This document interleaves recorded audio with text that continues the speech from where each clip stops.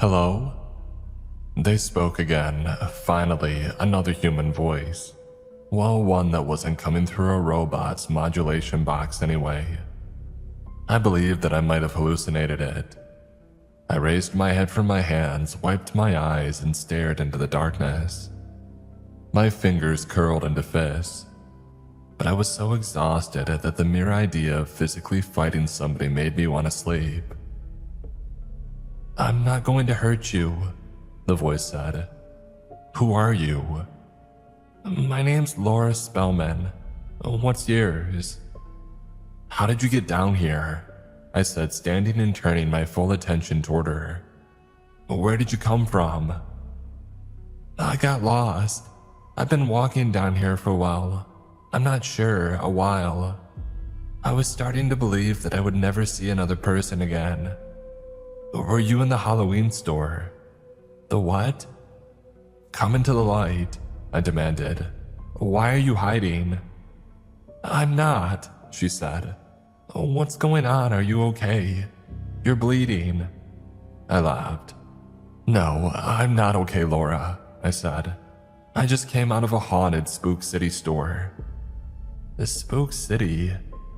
Mike continued. "Possessed robots attacked me. Maybe they were possessed. I'm not positive, but it was terrifying." "Okay," Laura said, her voice carrying more than enough doubt. "Possessed robots. And a monster, but whatever. You're still not answering anything." "I came to the mall with some friends and I got turned around. I wandered around forever until I found a used bookstore. I went through an exit a while ago and I've been walking this hallway." "Did you get attacked? In the store?" "I did," she said. "What's your name?" "Come out into the light and I'll tell you." There was a rustling and I braced to run. My body was 10 kinds of sore, but my final reserves were there if I had to tap into them. Thankfully, that wasn't necessary. What emerged from the shadows was a waif of a girl. I was by no means a giant, but I towered over her. Her clothes were old, as in out of style and well worn. Combative action had stressed the denim, not a machine in a factory. But still she smiled, bowed her head, and nodded. "Now, what's your name?" "Red," I said, my shoulders lowering. "Oh, Red, nice to meet you, and yes, I had to fight through the bookstore. But there weren't any robots." "Lucky you," I said. "There were these grody-ass worms, though. Big ones." "What the hell is this place?" "Oh, the Cherry Hill Mall. The hottest place to be in 83, she said with a laugh. "Oh, sorry, that was the jingle in the commercials. I'd call it an earworm, but I'm all set on worm talk for now." "How did we both end up here?" She shrugged. "Dumb luck." "Where even is this place?" "That beats me. It's all that I've thought about. This mall is Mondo, but they never said anything about underground stores. I would have heard about that." "Well, because there shouldn't be any. I've seen the blueprints, and this place shouldn't exist." "And yet here we are," she said. "Where are you headed?" "I was gonna go this way." "Oh, down the hall, good choice. You care if I join you?" Laura's eyes were downturned and sullen, but among the gathering storm clouds, there was a single ray of sunlight coming through. Hope. Even after all this time in the dark, hope sparkled in her eyes. I sighed and nodded. "Come on, let's do this." She clapped, jumped in place, and joined me. We headed down the dimly lit hallway, unsure of what was to come but ready for anything. The first 10 minutes were in silence, neither knowing what to say. Finally, Laura broke the seal. "That's a nice backpack." "Oh, thanks, I got it last year. There are so many compartments. Makes hauling stuff for the job so much easier." "Are you a student or?" "Oh no, I make YouTube videos exploring old buildings. I said with a laugh, and this episode might be my epic. It's giving off real Godfather vibes. YouTube. All the lights went out. Laura grabbed my shoulder. She was trembling and muttering something repeatedly. I couldn't make it out, but I put my finger to her lips to get her to quiet down. I guided us against the wall where we squatted down. I leaned in close and whispered, "What's wrong?" "Every time these lights go off, something comes looking for us." My stomach dropped so low that I was afraid that I would step on it. "What's coming to look for us?" Down the corridor, an overhead light charged to full power. It grew so intense that I had to shield my eyes and eventually close them. Despite that, the remnants of the burning bulb still shone inside my eyelids. "That's how they track us," Laura said. "Or that's my hunch anyway." And the lights guided me to Spook City.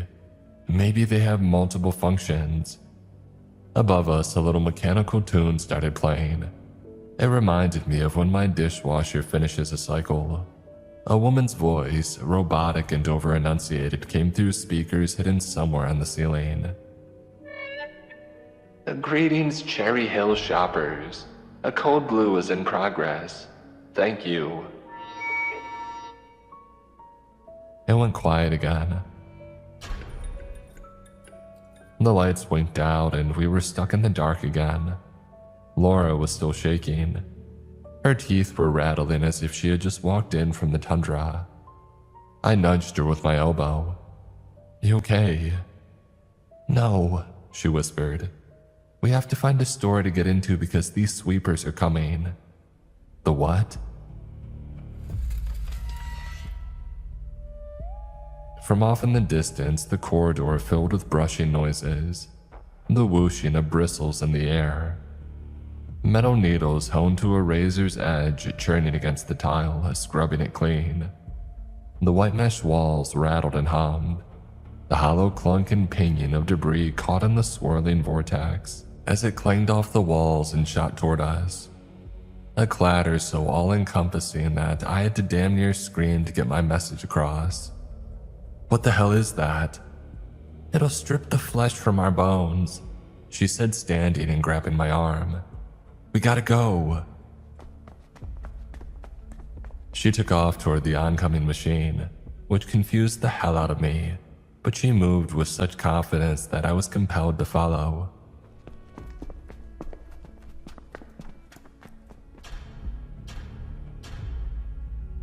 The lights overhead booted back on but stayed in the underpowered mode that defined these hidden corridors. Even in the faint light, the outline of a machine heading toward us came into view. Rows of revolving metal-tipped brushes reflected off the overheads. They spun so quickly that they were practically invisible. There were 3 on the ground and 2 against the mesh. If we had stayed put, we would have been ground into tiny pieces.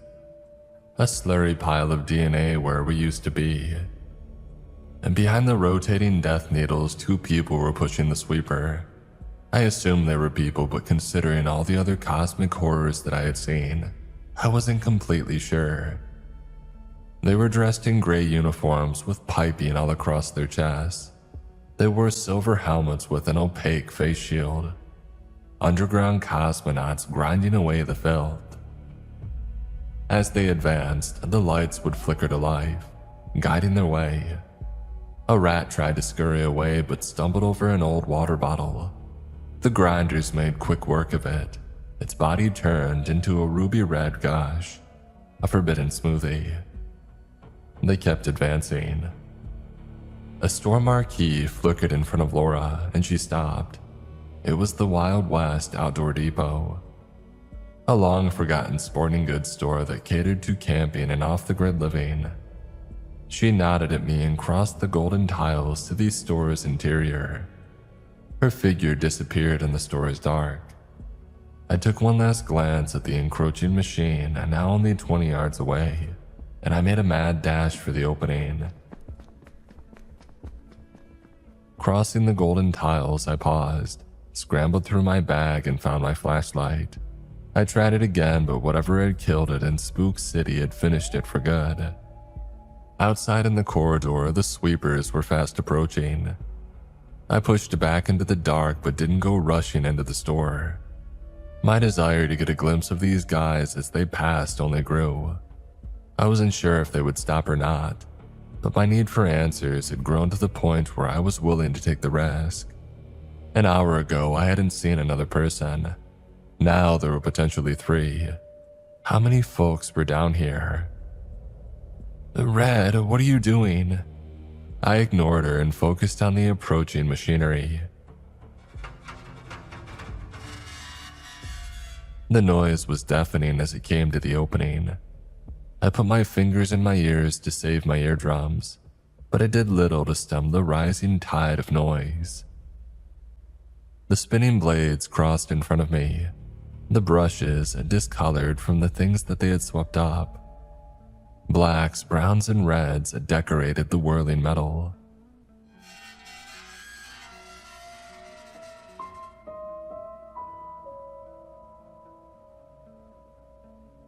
Once the blades passed, a thin platform trailed behind, held aloft by 3 tiny casters. The people on the platform were in fact wearing enclosed suits, as if breathing in the air would kill them. Behind them is a large inflated canvas bag, where remains were swept away. The faces of the men never turned and never strayed from staring ahead. They drove the machine, unmoving save for the quick flicking of their fingers and the hands on the controls. 10 seconds after they had first appeared, they passed the opening. Laura appeared at my arm. She leaned into my ear. "What are you doing? They could have seen you." "Who are they?" "I don't know, but they show up from time to time.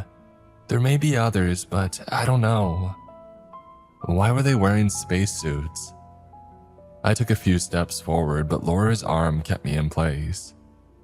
I glanced back at her and shot her a look. She took her hand off my shoulder, but her eyes were pleading. "Don't go out there." "I'm going to peek." What did they do to the ground after they passed over it? The lights were shutting off, and that section of the corridor was quickly returning to darkness. I duck-walked forward and peered out. It was as filthy as it had been before they showed up. Trash and dirt all over. I wanted to see more, but the lights shut off before there was any further explanation. I inched back to Laura. "It wasn't clean. They aren't looking for dirt," she said. Tears came to her eyes, and I didn't press. She would tell me what that meant later if she had wanted. But I had seen what happened to the rat, and I can add 1 and 1.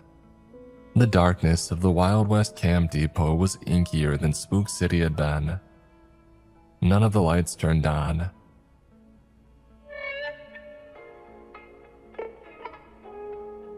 Instead, soothing music played pop hits in that sleepy, non-confrontational style. My eyes adjusted slowly, but the store remained bleakly dark. "They have to have flashlights in here, right?" "Oh, probably. What kind of camping store wouldn't?" "Well, to be fair, I'd never heard of the Wild West Outdoor Depot," I admitted. "Yeah, me neither." The music stopped. Yee-haw!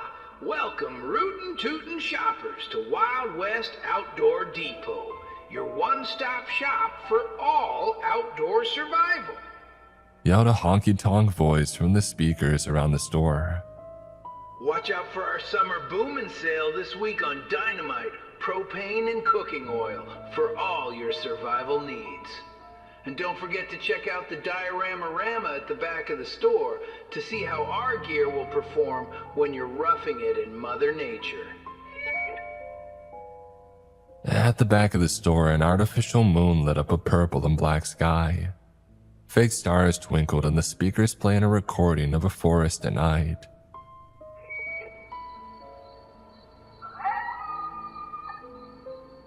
Crickets chirped and there was an occasional coyote howl. Well, that's pretty ominous, I said. Look, there's an exit back there. Should we head for it or go back to the corridors? She shook her head. Oh, the sweepers always travel in pairs. There'll be more coming. How do you know all of this? I haven't been alone all this time.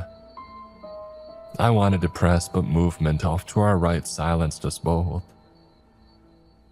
We ducked down and took refuge behind a rack of canteens. We stayed crouched until our knees burned.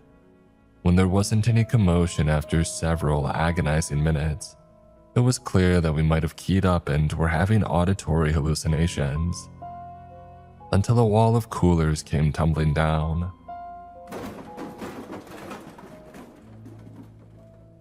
The hard plastic ricocheted off the ground and skipped across the floor. Laura let out a little yip but slapped her hands over her mouth to keep everything else in place. I gripped the hem of her shirt and I yanked it away. We shuffled to a new area, careful not to make any more noise. My eyes never left the toppled coolers. After witnessing the last creatures that stalked the darkness of a Cherry Hill store, I wouldn't let my guard drop again. We crept past the canteens and towards a row of knives. I reached up and grabbed one. I nudged Laura to do the same. She hesitated, but some unseen thing kicking a cooler made her reconsider her objections. In the distance, an ear-splitting crack preceded a small orange flame now flickering in the dark. It ignited a fuse that had to be connected to those discounted dynamite sticks. They must have been on sale because the wick burned in the blink of an eye and exploded with a bone-rumbling boom. I fell on top of Laura, protecting her from any flying debris. I praised Lord Ginsu for not having the bomb go off near the wall of knives that we were lying under. We would have been acupuncture patients otherwise. A few knives shook loose, but not nearly as many as I would have imagined. The blast, though damaging, wasn't ruinous to the store. It was as if the dynamite stick's power had been halved for mass market sales. Probably a smart business plan, as selling full sticks to the public seemed like a disaster in the making. When the dust settled and there wasn't any movement around us, I got off Laura. She sat up, smiled, and thanked me. You didn't have to do that. Instinct, I said. You okay? I sliced my hand open on the knife, she said, raising it. In the faint, fake moonlight, a weeping tear was visible across her palm. How deep? I'm not sure, but it stings. I took my knife and carefully cut away a part of my t-shirt. I had her hold up her hand so that I could bind it around the wound. Laura winced, but I needed to stop the bleeding. If we crawled around on the floor and the lights came on, the bloody handprints would lead whoever right to us. There has to be a first aid kit here somewhere, I said, scanning the whole store. What was that? I don't know, I said. I don't want to find out though. Come on, let's head this way. I saw a red cross over here. We moved in a two-person caravan across the vast dark valleys of the camping store, carving a fresh path in the layers of dust. Like pioneers crossing the unknown west, filled with unknown wonders and hidden dangers. Unlike Spook City, the dust here wreaked havoc with my sinuses. I intercepted about half a dozen sneezes before they blossomed. Every time my throat expanded and nostrils burned from the controlled explosion. Each time I stopped one, I recalled my ex reminding me that holding in sneezes wasn't healthy for me. Sorry, dude. Being blown up by a mad bomber also wasn't healthy for me. We had crawled past the knives and hatchets and turned down an aisle that the company had dubbed essential gear. Each side of the gray racks hung with various odds and ends that you would eventually need for outdoor use, including a first aid kit and headlamps. Laura grabbed the lamps and was about to turn them on, but I stopped her cold. I shook my head and pointed back to where the ground had gone kablamo. She understood and she pocketed the headlamp. Using my knife like a surgeon, I carefully cut away the shrink wrap, doing my best to not crinkle it. Inside, I found alcohol wipes, antiseptics, and bandages. Finally, a bit of good luck. I nodded at the kid and Laura grinned as well. "A boom or bust," she joked. I stifled a laugh. Let me see your hand." I peeled off the bloody t-shirt wrap. The frayed shirt fibers at the fringe were stuck in the dry blood and left fuzzy remains on her hand. I was worried that some of them were inside the wound, but they had come loose once I had swiped an alcohol pad across her palm. I also prepared for her to take a swing at me because this was going to hurt like hell. And plucking a bit of paracord off the nearby wall, I handed it to a confused Laura. "I have to clean this wound." "What am I supposed to do with this rope?" "Get rid of myself." "No, bite down." "Are we playing Civil War doctor right now?" "No," I said, opening the alcohol pads. "I'm not going to saw your hand off. Not yet, anyway." She chuckled and placed the paracord in her mouth. I gripped her hand in my own and hovered the alcohol pad over the rapidly sweating palm. I nodded and we locked eyes. "Ready?" I asked and she nodded. "On 3. 1. I said, not continuing the count and instead swiping the wet pad across her wound. She let out a muffled yelp and tried to yank her hand back, but I held it still. I did a second and a third pass, ensuring that it was clean before I let it go. Laura raised her hand to her face, let the paracord fall from her mouth and blew on the wound. "Why didn't you count to 3? "Oh, I didn't want the anxiety to get to you." "Totally lame, Red." Sorry, I thought I was helping," I said, softening my tone. "Here, let me finish wrapping this up, okay? You're gonna stab me with your knife." "Well, it depends if you do this willingly or not," I said with a smile. Against all odds, my jokey, violent threat relaxed her. Laura smiled back and let me take her hand to finish the dressing. When it was done, I tied the t-shirt over it for a bit more protection. She held the hand up to her face and stared at the work in the moonlight. "Not bad. You would have made a great Civil War doctor. Oh, just call me Sawbones." A flicker of light ignited 3 rows over from us. We both ducked down at the hiss of burning wick filled the space. We both covered our ears as another explosion rocked the store. The racks to the right of us tipped over and crashed on top of us. The dozens of hook bars came rushing down, like metal teeth that tried to swallow its prey. We lay flat, but the hook bars still dug into our bodies like pins into a cushion. All the items crashed off the shelves, burying us in random camping gear. I couldn't move. I opened my eyes and removed my hands from my ears. Laura was whimpering. I reached out and found her hand. I gave it a little squeeze and she squeezed back. Without a word, we both started removing the hooks from the shelving unit until we had enough room to push the rack off of us.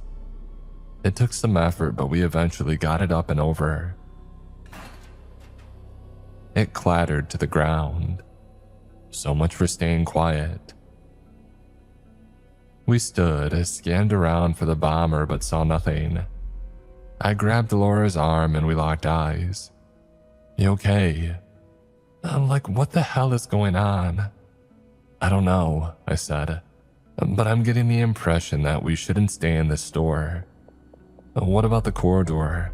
They've got to be clear, right?" "Oh, they're always out there," she said. "We should head for the exit." "The exit led us nowhere before. I'm gonna go check out the corridor. If it's clear, maybe we could." I stopped because Laura shot her hand over my mouth and pulled me lower to the ground. We both crouched, our eyes glued to the entrance. Several small flames emerged, followed by the quick burning of dynamite wicks. The explosion this time was 5 times as big and loud as the previous 2. The concussive wave shot out in a circle. It slashed through my body, my organs going on a ride that they weren't designed for. My brain and skull met in a violent collision. I hadn't covered my ears and I was paying for it now. I breathed in the dust and particles in the air and hacked my lungs out. My eyes stung and tears flowed freely, trying to wash out any filthy invaders. When I stood again, the damage was clear. The front entrance was blocked. The ground was a minefield of loose camping gear. Smoke rolled and rose to the ceiling, creating a haze with the artificial moonlight. The only way out was through the back exit of the store. We would have to traverse the fake woods. "Something wants us here," I said louder than I had intended. The persistent ringing from the blast had altered my hearing. Laura stood and spotted the damage, grabbed my arm and pulled me deeper into the camping supplies. Once the fire alarm inside my skull had stopped, we could whisper to one another again without attracting anything to us. "Is this one person or several?" "I don't know," I answered honestly. "How did they light all those at once if it's just one person? But if there are multiple people, why not just rush us and end it? Maybe it's not a person. Maybe it's living bombs." "Living bombs?" She shrugged. "Hey, this place is filled with heinous shit. You saw robotic Halloween decorations and a stretched out man. Like, why wouldn't there be living bombs?" Hey, she had a point. "How do we stop them?" "Well, we can't," Laura said. "They're all around us. All we can do is run." "And then what?" She raised her hands in frustration. "No clue." She plopped to the ground, pulled her knees up to her chest, and started crying. "I should have never left any of my friends, but I was too busy being a mall maggot. I had to go check out a new store, how didn't you, Laura? You got turned around and now living bombs are trying to blow you up." She rubbed her face and continued.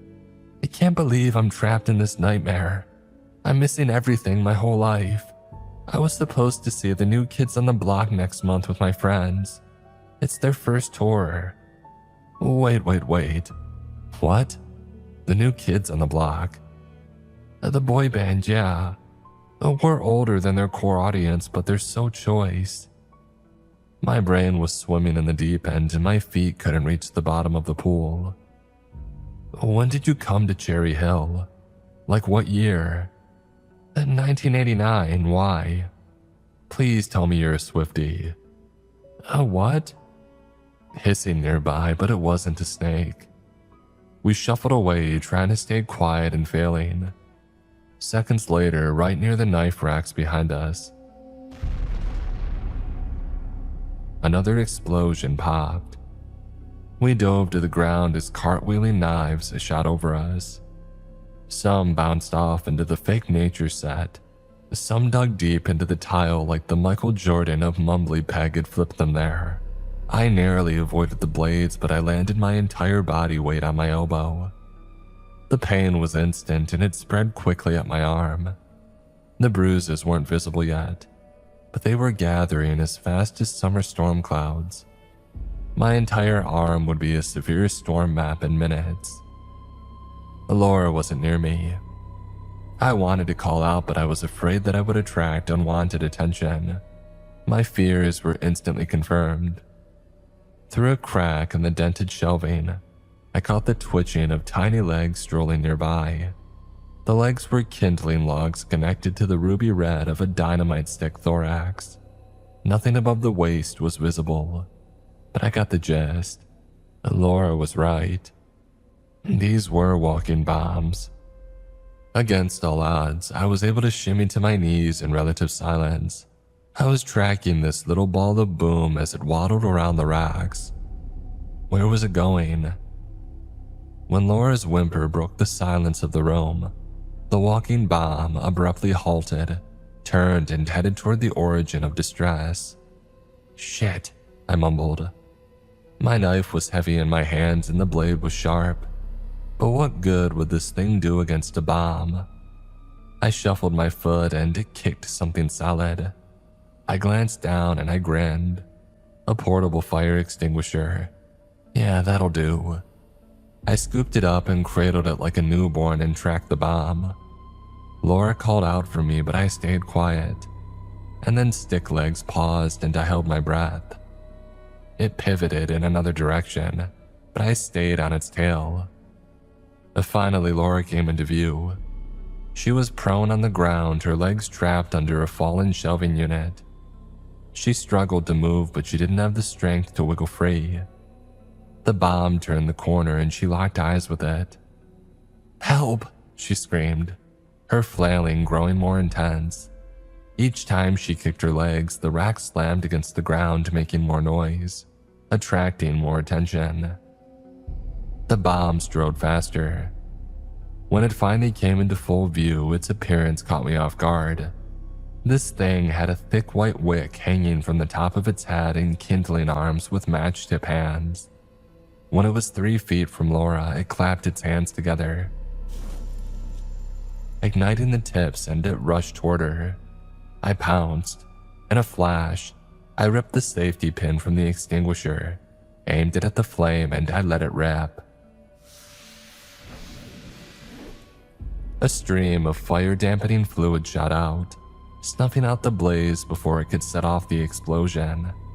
The little bomb turned toward me just as my foot caught it in its chest. It skidded across the tile as fast as a bowling ball cruises toward a 7-10 split. It hit the corner of the rack and broke apart into its component pieces. The bomb didn't move again. Alora's eyes were as wide as the fake moon shimmering over us. I glanced down and smiled. Boom or bust. I shouldered the offending rack and sent it falling to the ground. With some aid, Alora could stand, but her slight body had taken a beating. She wore it well, but it was only a matter of time before it gave out. "Let's get out of here," I said, motioning toward the glowing exit sign. "There's gotta be more of these things walking around here." "Yeah, or worse. Such an optimist," I joked. Our boots finally landed on the artificial grass out of Diorama. It was hard to take it all in, as our only source of light was the hazy, artificial moonlight. But from where we stood, there were several natural settings for all the different biomes. The first was a field at the edge of a forest. Several fake trees sprouted from the ground, forming a small canopy. Strung between 2 of them was a hammock. A single-person tent sat next to a fake roaring fire, pieces of orange and red paper crackling from a well-hidden fan. "Nice hammock," I said, walking onto the grass. The sensation was odd because it tickled like actual grass and not astroturf. Although the dirt gave way as I walked, the tile's firmness was completely absent. We walked a few feet toward the tent, near the trees, when the hissing started. Squatting in the tall grass, I kept my hand on the extinguisher trigger. I wasn't sure how much juice I had left, if any, but I wasn't above swinging this thing at a monster. "Is it another bomb?" Laura asked. The ground under me rolled. I glanced at my feet, but there wasn't any movement. "Do you feel that?" The trees shook and the fake leaves rattled above us. Some broke off and littered the ground. I braced, waiting for another walking dynamite stick to come charging out, but this thing hissed again, and it wasn't a wick igniting. A large stout beak emerged from the ground, opening wide, and it hissed again. Yellow eyes as large as bowling balls winked in the hollows of both fake trees. A bulbous head emerged from the ground, sending the trees by the wayside. The sharp beak snapped as a giant octopus ripped its head above the grass. "What the?" Under me, the ground shifted back and forth. An earthquake centered in the middle of a camping supply store. Laura and I both fell, scrambling away from the rolling grassland. As soon as my hand slapped the tile, tentacles erupted from the ground. We both screamed as they broke the surface. Slimy, pulsating limbs searching for us. The suction cups that dotted the arms were lined with a serrated edge. In the moonlight, the skin took on a violent purple hue. The tip of a tentacle found my shoe, but I donkey kicked it away and I scrambled to the tile. Behind me, there was shuffling in the racks, and it was only a matter of time before those little bombs showed up to ruin the party. I screamed out for Laura and I waved from my makeshift shoreline. Two of the limbs had emerged on either side of Laura, and as she fell, she became intertwined with them. She struggled to free herself, but the octopus's arms had wrapped around her leg. Those edges tore into her clothes and ripped her flesh. Blood oozed from her wounds. Her screams cut just as sharply. I ran back onto the grass, trying my best to avoid the whipping arms. I reached for Laura's hand, but a tentacle slapped me away. The sucker slicing swirling cuts on my forearm. I went for her again, but two flailing limbs walloped me and sent me flying back to the tiles.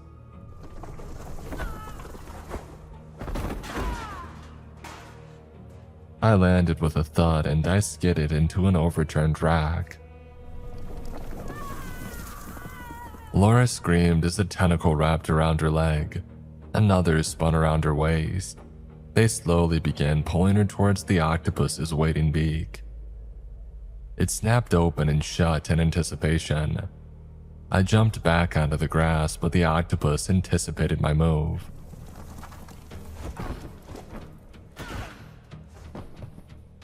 The creature hit me so hard that I took to the air and crashed into a distant wall rack. The air rushed from my lungs and my head slammed into the metal, and it left a dent worthy of an insurance claim. I was dizzy and I struggled to find my footing. Catching my breath, I shook away the cobwebs just in time to hear the clapping and hissing of a walking bomb. I turned, found the little thing, grabbed him by the arms, and hurled him at the octopus's head. I missed, but the explosion caused the thing to loosen its grip on Laura. I screamed, "Quick, over here!" Laura scrambled, but the tentacles didn't let go. She freed her hand, reached into her pocket, and pulled out her knife. With deft fingers, she flipped out the blade and drove it all the way to the hilt into the offending tentacle. When she yanked the blade out for another stab, black goo exploded out of the wound like a freshly tapped Texas oil well. A gusher. Laura kept going, stabbing the flesh so quickly that her hand was nothing but a blur. Each puncture released another blast of the onyx liquid. It crashed into the ceiling, knocking off tiles and dislodging the fake moon from the bright light behind it. I slammed my eyelids shut like a bank vault as the store went from midnight to midday. The octopus screamed, its little beak frantically snapping. When I opened my eyes again, a smile crossed my face. I had crashed into the wall of small propane tanks, the little ones for lanterns and cook stoves. I bet they blow up that dirt octopus too. Laura's stabbing had the desired effect of loosening the creature's hold on her. She kicked away the limb and crawled to the tile. She beached and tried to stand, but her legs wouldn't cooperate. The goo made finding footing difficult, and the wounds strafing her body were all oozing out a dangerous amount of blood. I rushed over to her, intending to hoist her to her feet, but she stopped me. Something's off. Don't get this stuff on you." "What's wrong?" "I don't." She started, but keeled over in pain. I went for her again, but she gathered her last strength and held out her hand to stop me. "Kill this thing." Despite my wanting to shield her, I respected her decision. I ran over to the wall of propane tanks, grabbed several, and started chucking them at the octopus's head. Some of them hit its face, others landed near it, but I was playing horseshoe rules. I just needed to get them close. The ground shook as the octopus, finally recovering from the blinding light, got upright, nearly extracting itself fully from the ground.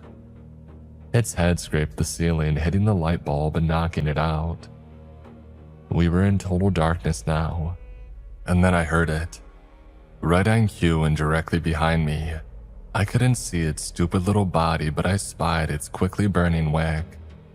I grabbed it, its little kindling limbs whirling and hitting me in the face, and I raised it over my head. With all the energy that I had left, I hurled its little body right at the octopus.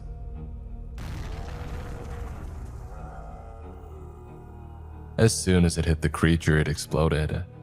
The octopus screamed in pain, but it didn't shrink. For a fleeting second, my heart sank. The propane, it didn't ignite.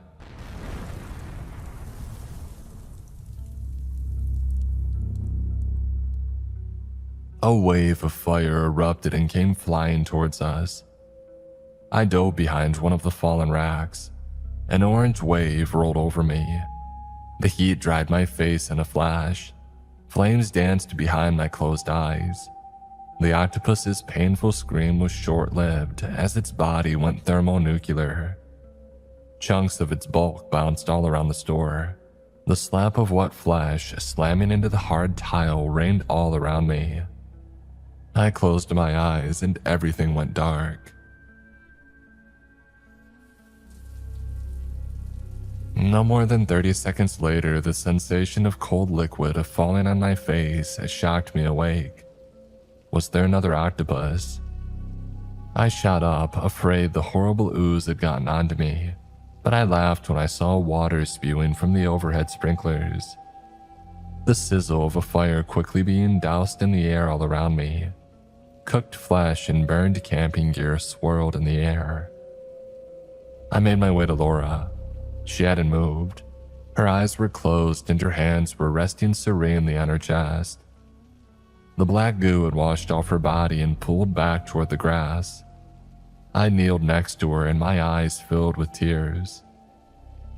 Over the water raining on us, the music started playing again. I instantly recognized the song, Hangin' Tough. I laughed and wiped my tears. Hey, Laura eked out with a faint smile. This is my favorite song. Jesus, are you? She moved her hands.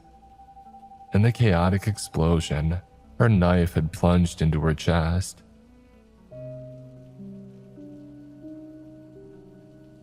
Oh God, I whispered.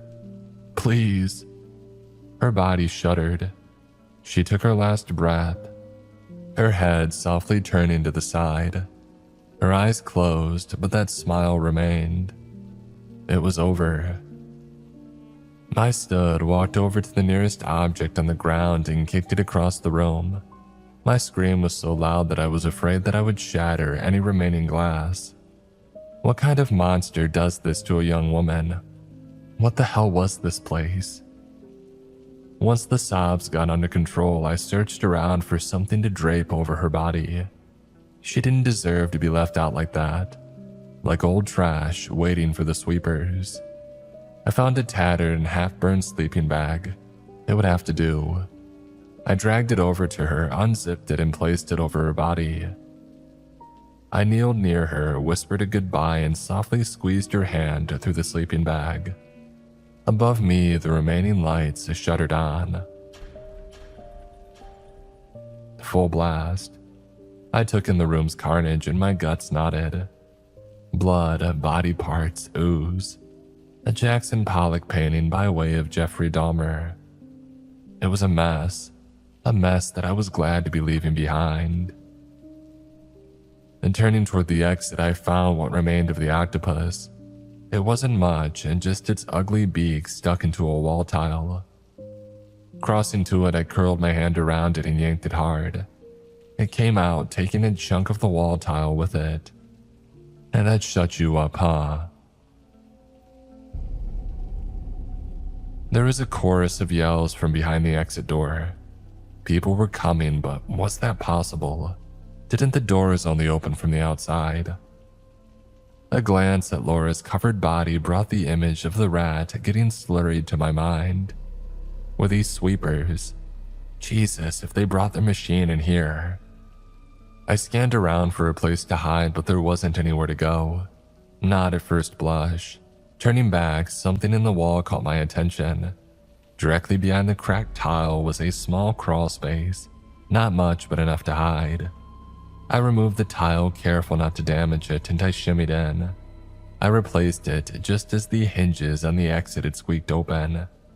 Tapping into my ninja skills, I took a small stutter step out of the light from the hole. If somebody looked in, they wouldn't see me, but I could see them. Oh, Christ. Rain, gonna need a cleanup crew ASAP. A lot of biomaterial is wasting away in here. We've got to hit our quota or they'll use us to fill the gap. Were there two of them in here? He shrugged. Oh, they don't tell me anything. Any hunks of whatever the hell thing was should fill the gaps in quota, they said, kicking an octopus chunk. Seems we'll get to live another day. Hooray. The other deadpanned before they shuffled back through the exit. As soon as the door shut, I exhaled. They'd be back probably with some sweepers. I had to get going. I was about to explore where this sudden area went when something written on the cinder block caught my eye. Captain Sale will kill us all. Who the hell was Captain Sale? This opened up a book's worth of new questions. Questions that I didn't have time to contemplate. A glance down the narrow passageway yielded my first lucky discovery. A ladder bolted to the cinder blocks. It ascended into a hidden passageway above me. I shimmied to it, careful not to snag on any wires or loose nails. In the dim light, it was faded green with well-worn rungs.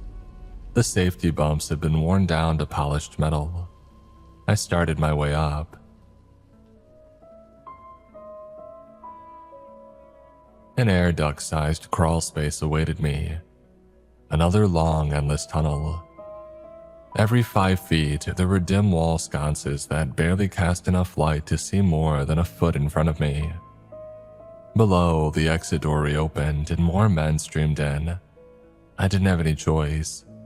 I hoisted myself up into the crawl space and followed along the path. It had to lead somewhere. Maybe this was a shortcut to safety. Things couldn't get worse, right? Right?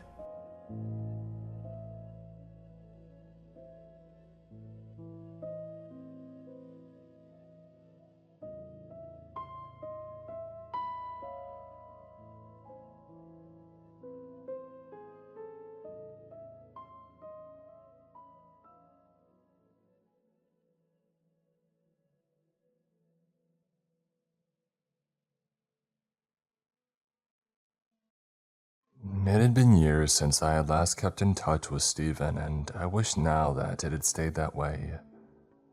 Stephen and I first met in primary school. Even at 9 years old each, we were often teased and bullied because we weren't like the other children. We had no interest in sports and listened to rock and metal music. We played musical instruments in video games, not football or hockey. We were shy around people, and all that we really had were each other. We were seen as outcasts at such an early age. And yet this didn't bother us. To this day, it still doesn't really. Yeah, okay, sometimes I detested the teasing and ridiculing, but I had a happy childhood. My parents treated me well and I was never sick. The strange fact about me is that I've never broken a bone, nor have I had a serious illness. I've had the odd head cold and stomach bug, but nothing too serious. My sister was 2 years older than me, 2 years and a month to be exact.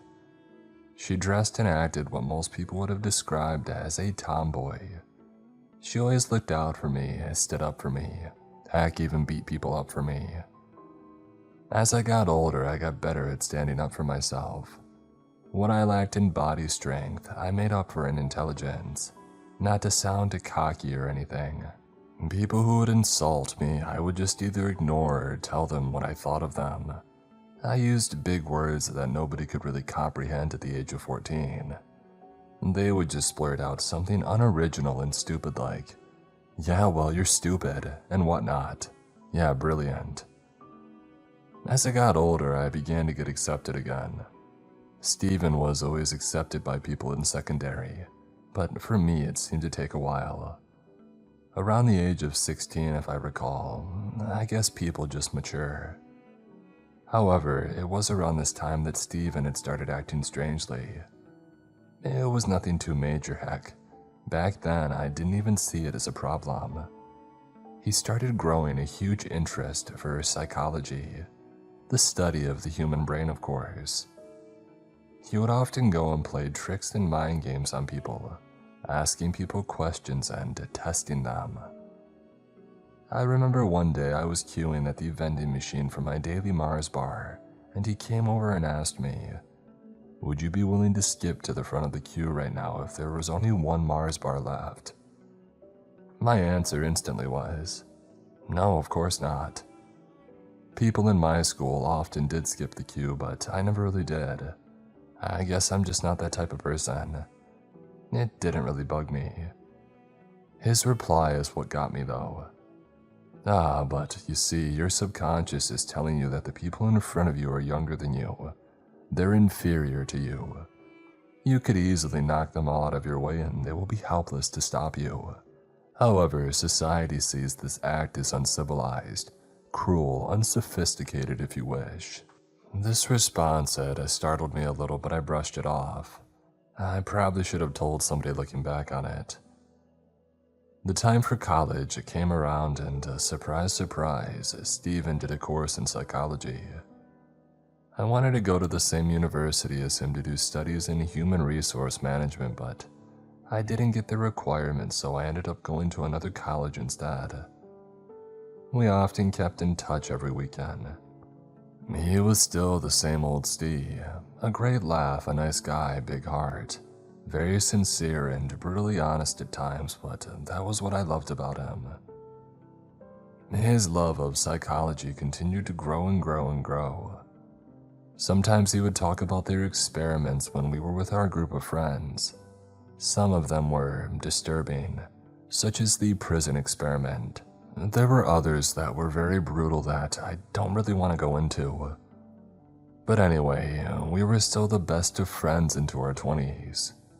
He met the girl of his dreams and dated her for 7 months before popping the question. Her name was Emily.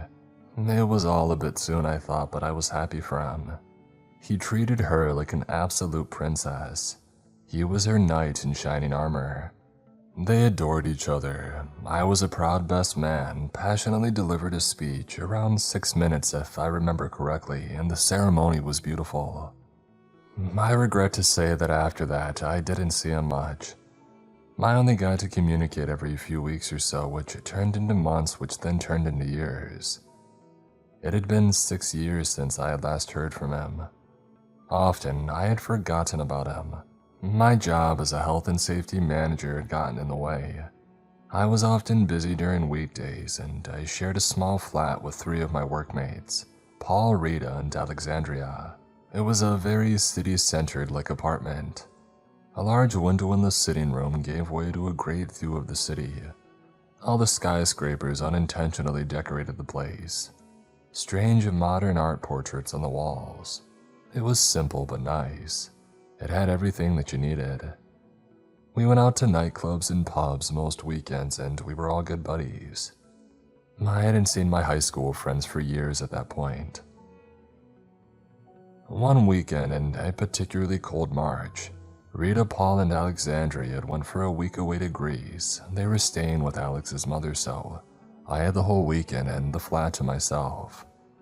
So I decided that I would get in touch with my old buddy Steven. I still had his cell phone number, and his wife's one for that matter, so I called both numbers. Neither answered. In fact, both of them went straight to voicemail. I decided to chat him on Facebook. He wasn't online, and so I sent him an email. Upon doing so, I scrolled through his page, and it was then that I realized that the last post that he had up was over 4 years ago. Wow, he must have just gone off it. I never really shook off the Facebook fad. Even now, I find myself on it every day and putting up stupid statuses. With a whole weekend free, I decided that I would drive out to his house and catch up. There was no way that he had moved houses. He definitely would have told me if he had. He always informed me of almost everything big in his life. I was the only guy he told that he was going to marry Emily. They had now been together 9 years if my memory serves me correctly. I hoped by driving out that I wasn't intruding or anything. After all, the two of them and myself got on very well. So it was decided. With that, I packed my bags, nothing to lose really in case he asked me to stay the night, and I hopped into my Volkswagen and I hit the open road. I still remembered the way to his house, and it was only a 40-minute drive from my apartment. An hour if there was traffic, but I highly doubted there would be at noon on a Saturday. The drive had taken a little longer than I had expected. The area which he lived was still affected by a few inches of snow. The salt trucks must not highly regard this community. A pity, as it was a wonderful neighborhood. Wealthy 1950s housing, very classy looking, quite large, Wisteria Lane almost. Trees lined the paths on the route. The snow just brought out the best of it. As I arrived to his house, it instantly stood out from the rest, but not for a good reason. His house was dark and the color had badly faded. The grass was long and messy. It looked like nobody had been there for years. The same car from 6 years ago when I last saw him was still in the driveway, however. A shiny Audi A4. The time had done it no favors, though. Weeds rather than flowers decorated the lawn. After analyzing the garden, only then had I realized that the windows were all boarded up. I had missed my chance. Why didn't he tell me that he was gone? Why had he left his car here? I had to find out. Luckily enough for me, his neighbor was doing the gardening. I approached him. A tall, skinny man in his 60s. He wore a flowery hat and a plain white shirt. He was smiling and he looked friendly. "Excuse me, but could you tell me where exactly Steven is now?" I inquired. "Oh, I don't think he's been there for a while now," he replied. "Strangest thing is nobody ever saw him leave. The whole family just seemed to disappear. People behind the house say that they only ever saw Steven in the top floor room, and one day, he just disappeared." "That's strange," I stuttered. I was getting anxious now. He answered, "Yep, anytime that anybody called over, nobody answered. Things used to be different. I remembered they used to be great neighbors, and then one day things just kind of changed." He looked at the ground in confusion as he said, and then wandered inside. I had to know what was going on. I took a closer inspection of the house. I got an eerie feeling from it. It was like it was watching me. It sounds ridiculous, but that's the truth. I noticed, however, that the garage door was open. I could see a door leading inside of the house. I looked around to see if there was anybody watching me. Nobody. I hesitantly walked towards the garage. About halfway up the drive, I noticed security cameras following my every move. He was always a secure person, but this looked like a nice neighborhood to me. So what was going on here? The garage was pretty normal to me, regular enough. A shelf of tools, old junk that you never threw away lying around. Dusty old cardboard boxes and whatnot. I placed my hand on the doorknob that gave me entry to this house. Twisted. No lock. I searched around the garage in hope of finding a key. I looked through old paint cans, in drawers and on shelves. Nothing. After standing there for a while thinking that I had reached a dead end, I got an idea. As I mentioned earlier, I was never a man of strength or brute force. However, now was the time that I needed it most. I took a few steps and I ran full force into the brown dirty door. Ouch, my shoulder. I repeated my actions. Same result. Finally, I took a few more steps back and I jumped straight into it. The door flung open with me still going full speed through it. I was not expecting a narrow hallway to greet my head. But again, ouch. As I stood up from the door, which was now diagonally standing from its bottom frame to the hallway ceiling, I slipped awkwardly through one of the gaps that I had created. I studied the house that I was now in. It was definitely not how I remembered it. He had completely let his home go. The floorboards were rotting, dust and cobwebs everywhere, broken frames and pictures scattered across the floor, appliances covered in dirt and grime, but the first thing I noticed was the smell. Disgusting, I must say. Have you ever been unfortunate enough to smell a wet dog? Well, this house reeked of it. What the heck was going on? Upon further inspection, the rest of the house was pretty much the same, and I decided to explore the upstairs. Still as I remembered it, it was like deja vu with a hint of nightmare and a sprinkle of dread. The house itself gave me a horrible gut-wrenching feeling. Upstairs was no different from downstairs either. The dirty ceiling, ripped and filthy carpet. The downstairs was a wooden floor, the upstairs was carpet, and there were holes on the wall. Out of the blue, a rat jumped out from one of them, made me jump out of my skin. I was not expecting that. And that woke me up a little bit more and made me alert. And that's when I noticed that room. There can be no description for what I was about to encounter. It was far worse than my worst expectations. At first I noticed a glowing light, and then I noticed it was an LED screen. I walked over ever so slowly. The curtains were closed and the room was dark apart from that screen. Approaching, I noticed more items. A chair, a desk, a filing cabinet. This must have been the room the old man was talking about. Standing right at the door, I noticed the top of a head. Somebody was sitting on it. Tears streamed down my face uncontrollably. "Stephen," I whimpered. I was trembling like an earthquake at this stage. No response. "Stephen," I suddenly roared with a distraught flare. Again, nothing. I had no choice. I closed my eyes and reached out in front of me, grabbed it and swung it around slowly, every second feeling like a minute of mental torture. I couldn't bring myself to see what had happened, but I had to. I couldn't just run away from it all. That's what Stephen always told me. Stand up to your fears. Well, I was afraid right now. I mean, absolutely terrified, confused, alone. Part of me wanted to run, but I couldn't. I opened my eyes. Pale, wide, white eyes instantly stared back at me. I groaned loudly to the shocking scene that I was witnessing. Giant rotting wounds with maggots crawling in and out were on his throat and head. Only looking at them, I could feel them crawling all over me. A rusty old pistol was still frozen in one of his dangling hands. The small frown on his face just killed me. I collapsed to the floor instantly and buried my face within my palms. Sobbing frantically, I was in another world. I began to doubt reality. This couldn't be real. I was imagining things. But my imagination is not this powerful. This is too insidious to be one of my nightmares. I slowly began to stand back up. I didn't even look at him. I just couldn't. I just tiptoed past him. Every muscle in the upper half of my body was completely stuck.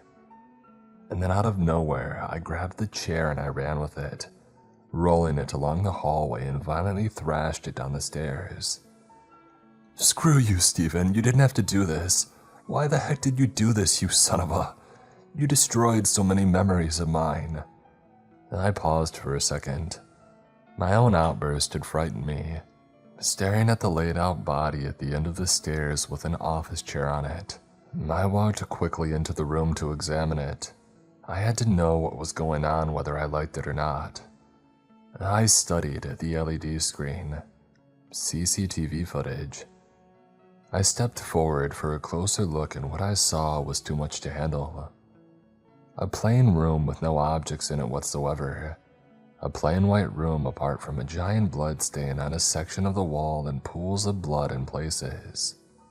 3 bodies laid there motionless. 2 children side by side and a woman's body near the wall underneath the blood. Shaking, I slowly stepped back. Vomit. Out of nowhere, I just vomited out of pure disgust and shock. What was going on? I just kept asking myself that. How could there be 4 dead people in a house without somebody noticing? I took another look around the room. The desk was covered in old pens and papers.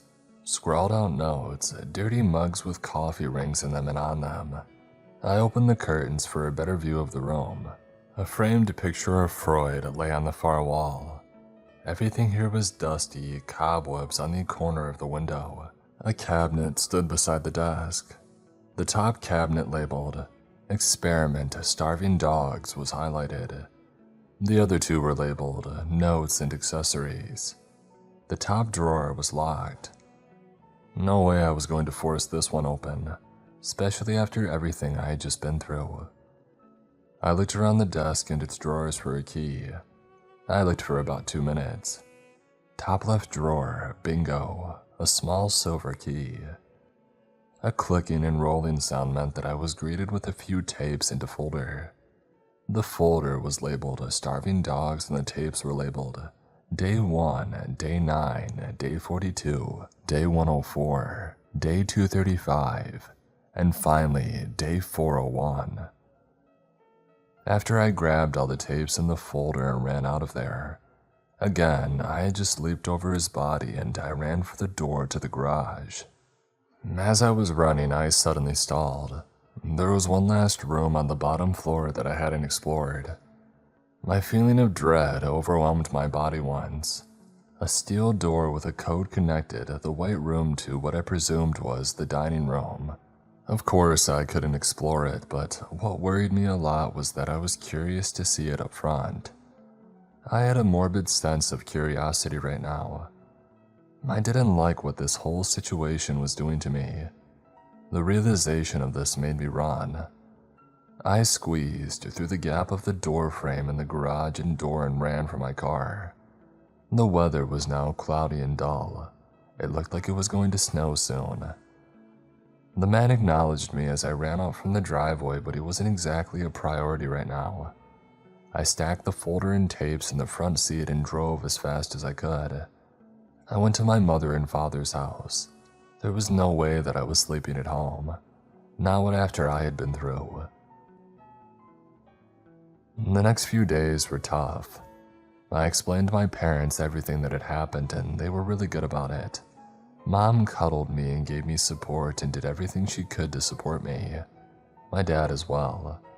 They have always been good parents. I could have sat around for days doing nothing, but I knew I had responsibilities to take care of. I waved goodbye to my mom and dad and hit the road back home. I knew that Alex, Paul, and Rita would be back by now. It had been days since the nightmare that I had encountered. I had called in sick to work for the whole week. Paul had a VHS player that I could borrow, and conveniently enough he had one in the apartment. He was all into his retro movies, a lot of which his dad had passed on to him. He frequently watched them here with us, but we never really got into them. He always persuaded us that they were brilliant. God loves a trier, I guess. That night, I decided to face up to it and play the tapes. I had wondered why Stephen kept these particular ones. These ones must have contained important data for his studies. Beforehand, I flipped through the folder. Eventually, I read it all in about an hour and a half. There was a lot of detail to cover, but these were the basics. I couldn't believe how much Stephen had changed. I knew that he always loved his psychology, but I was not prepared for what was in store now. There have been a lot of messed up psychology experiments in the past. I should know, he used to tell me about them all the time. Basically, the starving dogs experiment was his. He locked his family up for what was planned to be 3 years. The woman in the room was his wife Emily, and the 2 children were his. 1 boy and 1 girl named Sandra and Michael, ages 5 and 3 at the start of the experiment. This was the first that I knew of the children. He didn't tell me that he was going to do it, which apparently was the whole fun of it. How would humans react to a sudden change in lifestyle from luxury to basic survival? For every day of the experiment, he fed them bread and water. That's it. They had no entertainment at all. No items, not even a toilet. A plain white room, bread and water. That's it. He did this for what was about 2.5 years before he had killed himself. Sicko. I couldn't believe the monster my former best friend had turned into. It was unbelievable. But this was only the beginning though. The tapes were far worse. Day 1 consisted of children that were scared. No idea what was happening, huddled up to Emily for support. The mother was screaming and screaming. Curse words, inaudible words at times. Her volatile reaction was scaring me a lot. It's only natural, I guess. This continued on for a while until the tape cut out. Static contrasted against the dark room that I was standing in. I followed up with day 9. This time, Emily was begging for her release, crying out to be freed. On her knees and absolutely desperate. But the children seemed somehow unaffected. The 5-year-old child Sandra sat silently in the corner, with a sad look on her face. Michael seemed unaffected, however. He crawled around like a normal child, looked at the camera with a puzzled look on his face often. I'm guessing too young to realize what malicious act was unfolding. Things started to get disturbing at day 42. Emily was sitting in the corner, rocking back and forth, hair all in a mess and clothes torn up, mumbling absolute gibberish, half of which I could not make out. She sung Happy Birthday over and over for a while and then talked about a dog named Blanket, who she claimed was right in front of her. After that, she had quieted down and started rubbing thin air repeatedly. The children, on the other hand, were fighting rough, kicking, screaming, biting each other. They had an almost evil look in their eyes, and that was it. For the whole tape, they just kicked the crap out of each other. They were beginning to lose it. Day 104 was played after the previous clip had ended. In the clip, Emily kept shouting about worshipping the hollowed-eyed man, and kept screaming at the children. The feces was scattered all over the floor, disgusting. She often cursed at them, spat at them, and threatened them. Often these threats were extremely violent and involved disembowelment, sacrifices, and for one threat, she told Michael that she would rip the skin off his face and wear it as a mask. The children reacted to these by hissing and growling at her, thumping on her leg with clenched fists. The children often ran into walls only to get back up and do it repeatedly. These clips just got worse and worse, however. Day 235 was played next. This one started out again as Emily rocking back and forth like in day 42, mumbling gibberish. Her condition was really withering, as were the children's. The children were just lying there too, not fighting, not interacting at all, just lying there. Suddenly, Emily stopped and stood up, and this caught my attention. She stood there for about 2 minutes before slowly walking towards the children. Viciously, she picked Michael by the legs and threw him full force against the wall. Sandra got up instantly and ran, but of course the inevitable happened, and Emily did the exact same thing to her. The same wall, both children just lay there. I stood up in shock. This act had come out of nowhere. I found myself whispering, "No, no, no," to the television. She slowly approached one of the children, kneeled down, and started biting him. I vomited once more. A mother eating her own would be enough for anyone. I recalled the footage back in the house. Both children lay there with chunks taken out all over them. I turned it off almost straight after that thought. I couldn't bear it anymore. One last tape I had to watch. I had to know what happened. It took me a while to put it in as I kept stalling, but I found the strength to continue watching. The tape began with Emily just staring at one of the walls. She was scraping something in with her nails. I took a closer look. She was writing absolute gibberish again. Apart from the odd random word like mouse, boy, and buzzing. I couldn't make out any of the rest, but the walls were just covered in writing. Letters and numbers. You could barely make them out, but you could see them. She suddenly stopped. She got up and stared at the camera for what was a nerve-wracking 3 or 4 minutes. Her dark, sleep-deprived eyes. Dark purple bags hung underneath them. A pale white face with strings of greasy, unkempt hair streaking across her cheeks. A ghastly image of a once beautiful woman. She still gives me nightmares to this day. My eyes were fixed to the screen. She uttered quietly, "I hope you do the same as me." She started walking backwards, staring at the camera with those wide, dark eyes as she did so. This went on for a minute, but it felt like a lifetime, an eternity. She turned and faced the wall, looking directly at the red splatter of where she had thrown her 2 children. And then it started. She banged her head as hard as she could, while repeatedly shouting, "It's not natural for a human to self-harm," over and over and over again, banging and banging and banging again and again and again. Each hit harder and faster than the last. "It's not natural," getting louder at each whack. It got to a point where it was just constant screaming and banging. I slowly got up and walked backwards while staring at the television. I wanted to leave, but I couldn't take my eyes off of this. It got to a point when there was a pool of blood surrounding her dizzy body. It was slowing her down. Each whack getting weaker and her speech becoming mumbled. Eventually, she collapsed to the floor with the pool expanding from her head. A haunting silence. My breathing was heavier than a boulder. The white silent screen was just there. Too much morbidity in a scene had overwhelmed me. I shut my eyes. The sound of a gunshot ringing inside my own head.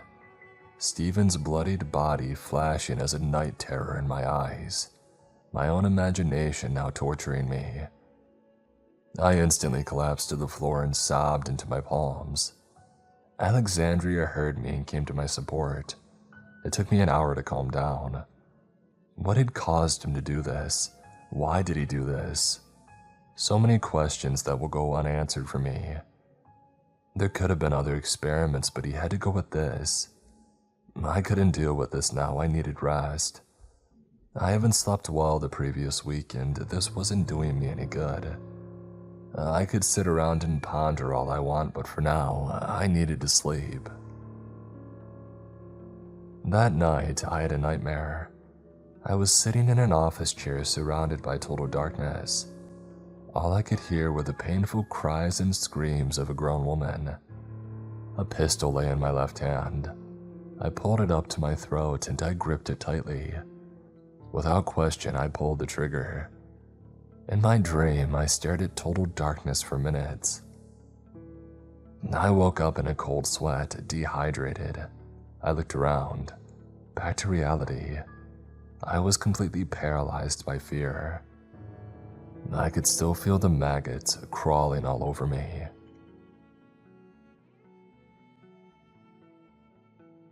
The following diary entry was recovered from an abandoned house after forensics were sent in to collect evidence for an investigation. Sunday. If there's one thing that I have grown to greatly appreciate over the last few months, it's my wife's irrational thought that all psychologists keep their work life absolutely alienated away from their private life. Emily never was one to question my motives and methods, and when it came to matters that I felt uncomfortable about her snooping around in, keeping her distance from unknown territory was a coded command that you could always rely on her to be obedient about, much to my pleasure rather than hers. Regarding this, I could tell that Emily's unanswered, curious mind had always wondered what occurred within the small block of these 4 office walls. After all, I can't really blame her. Every speckle of dust, every faded and recent coffee ring, every slam of the cabinet drawers, and every rattle of organizing stacks of paper into a neat, non-overflowing bundle against the desk had its own story, didn't it? After all, you can't really pin this on the cat. He was only responding to his natural territorial instinct. Probably the last thing I felt when I got the call this morning was surprise. I can still clearly visualize the anxiety elapsing Mr. Krakowski's face the moment he received the call from the doctor's office nearly 4 years ago, and the only thing that honestly surprised me was how he hadn't bitten the dust any time sooner. I would sooner pop myself than to know that I would have to live 4 malcontent years with the diagnostics of lung cancer. On the contrary, though, strong-willed Chucky eased through the enfeebling cancer whirlwind and simply continued to go about his everyday responsibilities with an odd kind of masked effortlessness, despite the fact that it shredded him from the inside out like the arduous, bone-shattering burden that he tried to resiliently disguise. He was an excellent employer and a level-headed boss. Well, by our terms, he was anyway. Had this expected death come 1 week earlier, it would have crafted the perfect alibi for me. I genuinely hope that Emily and the kids enjoy Florence for the few days, and I only regret that I can't warn them to not take the Italian experience for granted without arousing suspicion for my already bucking wife. There are still plenty of flights that you can book now. We have the money to pay for another seat. The kids and I both want you here. These were among some of these several nags that were aimed at me during the first weeks, and as much as I would love to be with my family, the Fisi have instructed and honored me to carry out their latest ideology in what is expected to be their most controversial yet groundbreaking experiment to date. Isolation, survival, poverty, imprisonment, dehumanization. They all link into what is expected to flourish into this ruthless, starving dogs experiment. Despondency will be key. Monday. What would the Homo sapiens species be like today if the virtue of humanity have never existed or developed, if at all, later than expected? This invigorating thought has frequently labeled my mind since I was about 16 years of age, and it was all that I could precisely be concerned about as I smiled, waved, and gave false words of reassurance to my credulous family as they exited the house for their flight and final time at 5 o'clock this morning. I thought about how this holiday has no meaning to human survival, no benefit to our nature, and simply serves to satisfy the recreational need of the human mind developed by humanity. When you put a lot of thought into it within a short space of time, it's actually scary to think of the amount of services that humanity partakes in. Not just these days, but in the past also, for the sake of the virtue itself. A prime example of this, I believe, is religion. I have always seen religion as a value that is never entirely accomplished or satisfied. It seems to me that no beliefs can have too many members or even too many missions to serve, of whoever or whatever their followers are serving, or even those who guide their followers for either good intentions or power over people, whatever the reason. The result, either you grow into the world's largest religion of over 2 billion, both active and inactive members, or all of your members are either killed or arrested at harrowing scenes in Waco, Texas. The people who strictly follow these organized faiths are really only doing so for one reason: self-fulfillment, to one day go to heaven, to be reincarnated, etc. The more I think about it, I can truthfully say that I cannot think of any other logical benefit of their systems other than to fulfill one's humanity virtue. Going to church every Sunday for an hour, fasting during the day for, 2 weeks, a month maybe. I can't remember the exact guidelines of Ramadan. It's irrelevant anyway because commitments vary in extremity, but I believe the principle behind it is all still relatively akin. I'm keeping this diary specifically separate from the rest of my entries for very good reason. I keep this diary to express my thoughts and judgments during a vital week of my life when my humanity will be the most strained beyond its usual limits. And for some reason, all I can think about is if the contractor is dropping by tomorrow. Maybe it's Wednesday. I'll have to call about that later. Maybe it plagues my head because I'm just too fond of the sitting room that I have right now. The mantelpiece, the blue leather sofa and its 2 stocky armchair companions, the looming glass cabinet of fancy knickknacks, family heirlooms, and personal memorabilia. Memories. For whatever time I step in there for the next, whatever amount of hours until the contractor comes, whooshing images of baby steps, scraped knees and tears, romantic movies with wine chocolates and flickering television lights in a dark room, and rainy days with unfinished Monopoly games are going to flash by me, and all I can't help but do is half-willingly accept it. New memories, old memories replaced with the former of results, discoveries, and observations. Day and night surveillance from my office as they hopefully slowly settle into their new habitat. At first, humanity will take full throttle and there will be confusion, angst, and suffering. That will wither and die as nature should rear its monstrously ugly, yet beautifully ambitious head, and create the scenarios that I will be scribbling notes on and reporting back to Fishy. I wonder when that contractor's coming. We both have a lot of work to do. Tuesday. Make a wish is what my mother would say to me when I was just a 6-year-old boy gathering fluffy dandelions and attempting to blow all the seeds off them in one striking go. 24 years on and looking back at those seeds, forcefully fleeing in the opposite direction of their home, all I'm reminded of is somebody holding a 12-gauge shotgun to their mouth and blowing their brains out, their head dissolving into little mushy pink and red pieces, not flying but drifting quickly towards the wall and ceiling. I'm not paranoid enough to own a gun at the moment, but maybe as time goes by, paranoia will seemingly convert into jittery common sense, and I'll submit to a hesitant deceivement. The contractor came today and removed everything. It was noisy at times, but it was nice to have some background music because I was starting to become uncomfortable with my new solitude, like an unwanted hive that you just can't scratch enough. The pieces of the now plural organ would make a wonderful artistic design for the horrible, eerie empty room. The revolting presence would go hand in hand, and at least then there would be some sort of scenery to accompany your misery. The brain splatter design and a suicide both share the same value right now. Solution.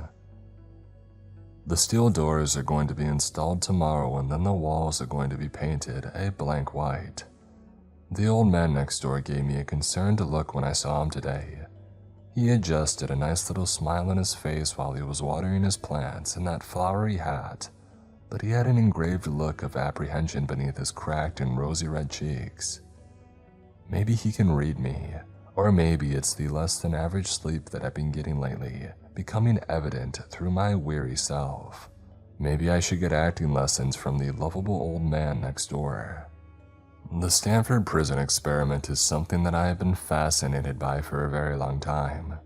At its very basic core, 24 male students taken under guard and misshaped by psychological torture. It went horribly wrong, of course, and even after just 6 days, the officers involved wanted more. They had power, they had control. They were the ones given the rights to take rough protocol that they had deemed necessary by Mr. Zimbardo himself. My upcoming experiment is too similar to that of the 1971 prison experiment. There may only be one difference, but because I report my findings to a secret organization who keep their dark secrets locked in secured filing cabinets, rather than the US Navy or Marine Corps, it's pretty significant. I am the lead professor behind all of this, and I am open to the exceptionally likely possibility that I will be mutilated into one of those power-hungry prison guard examples, just like a sunset that drains the color out of buildings and trees in a distant horizon.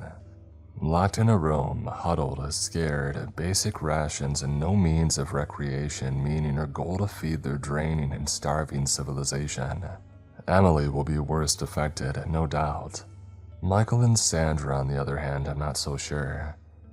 They might be too young to realize the confusion that society places on such an act.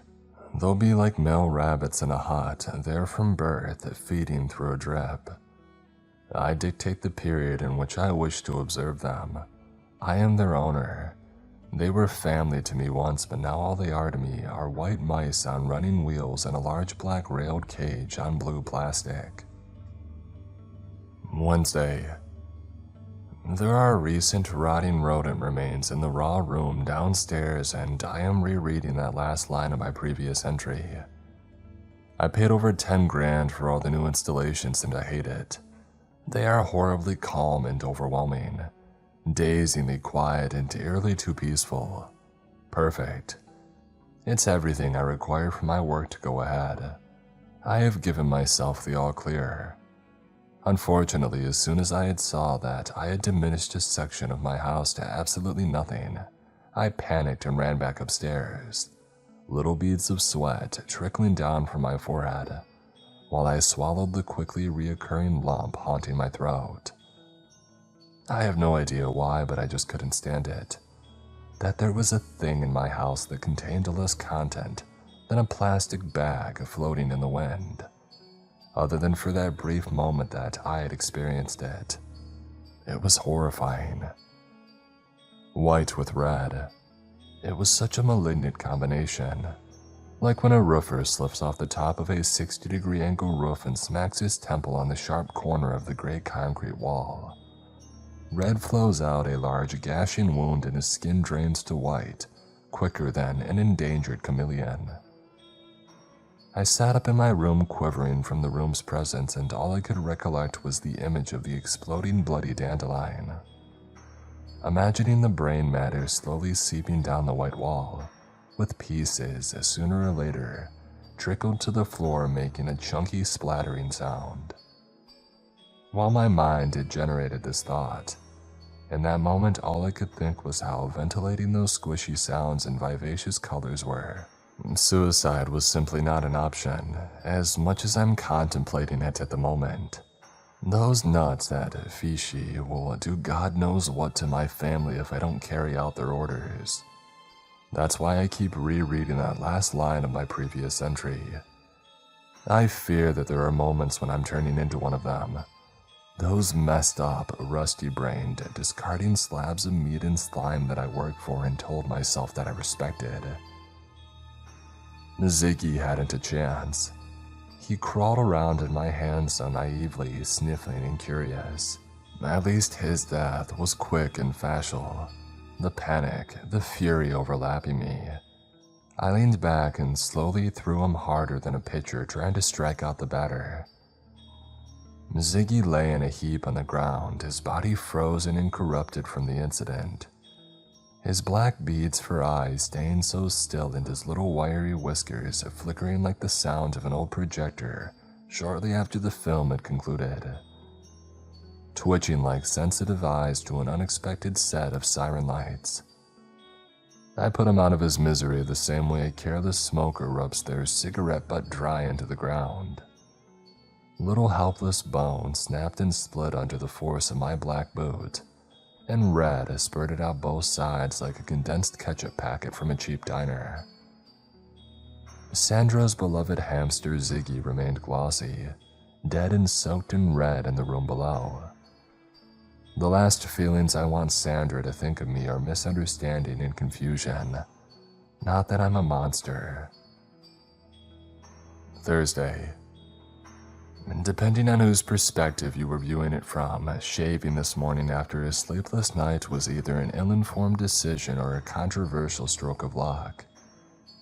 I lay in bed all night screaming to the impossible possibility that my sanity is crippled and common sense is shattered into tens of sharp, piercing little pieces. If Krakowski could only see me fall apart like this, he would pick up one of those pieces and slowly steer it into the side of my forehead, like a steady twisting screwdriver. Speaking of injuries anyway, my shaking hand slipped during my shave today, scraping through the delicate skin between my jaw and my throat. Red bloody blobs dotted on my white shirt and white collar. It stung at first and it came as a shock to me as I'm usually cautious going through this regular routine. It was a pretty deep cut, but it was distracting me from the inner anguish that floated freely around inside my head like carousel horses. Those dribbles of blood sliding down my neck while I shut my eyes and allowed my dizzy eyes to drift happily in circles around my head. It was like easing into a batch of morphine, and the release itself was arousing me.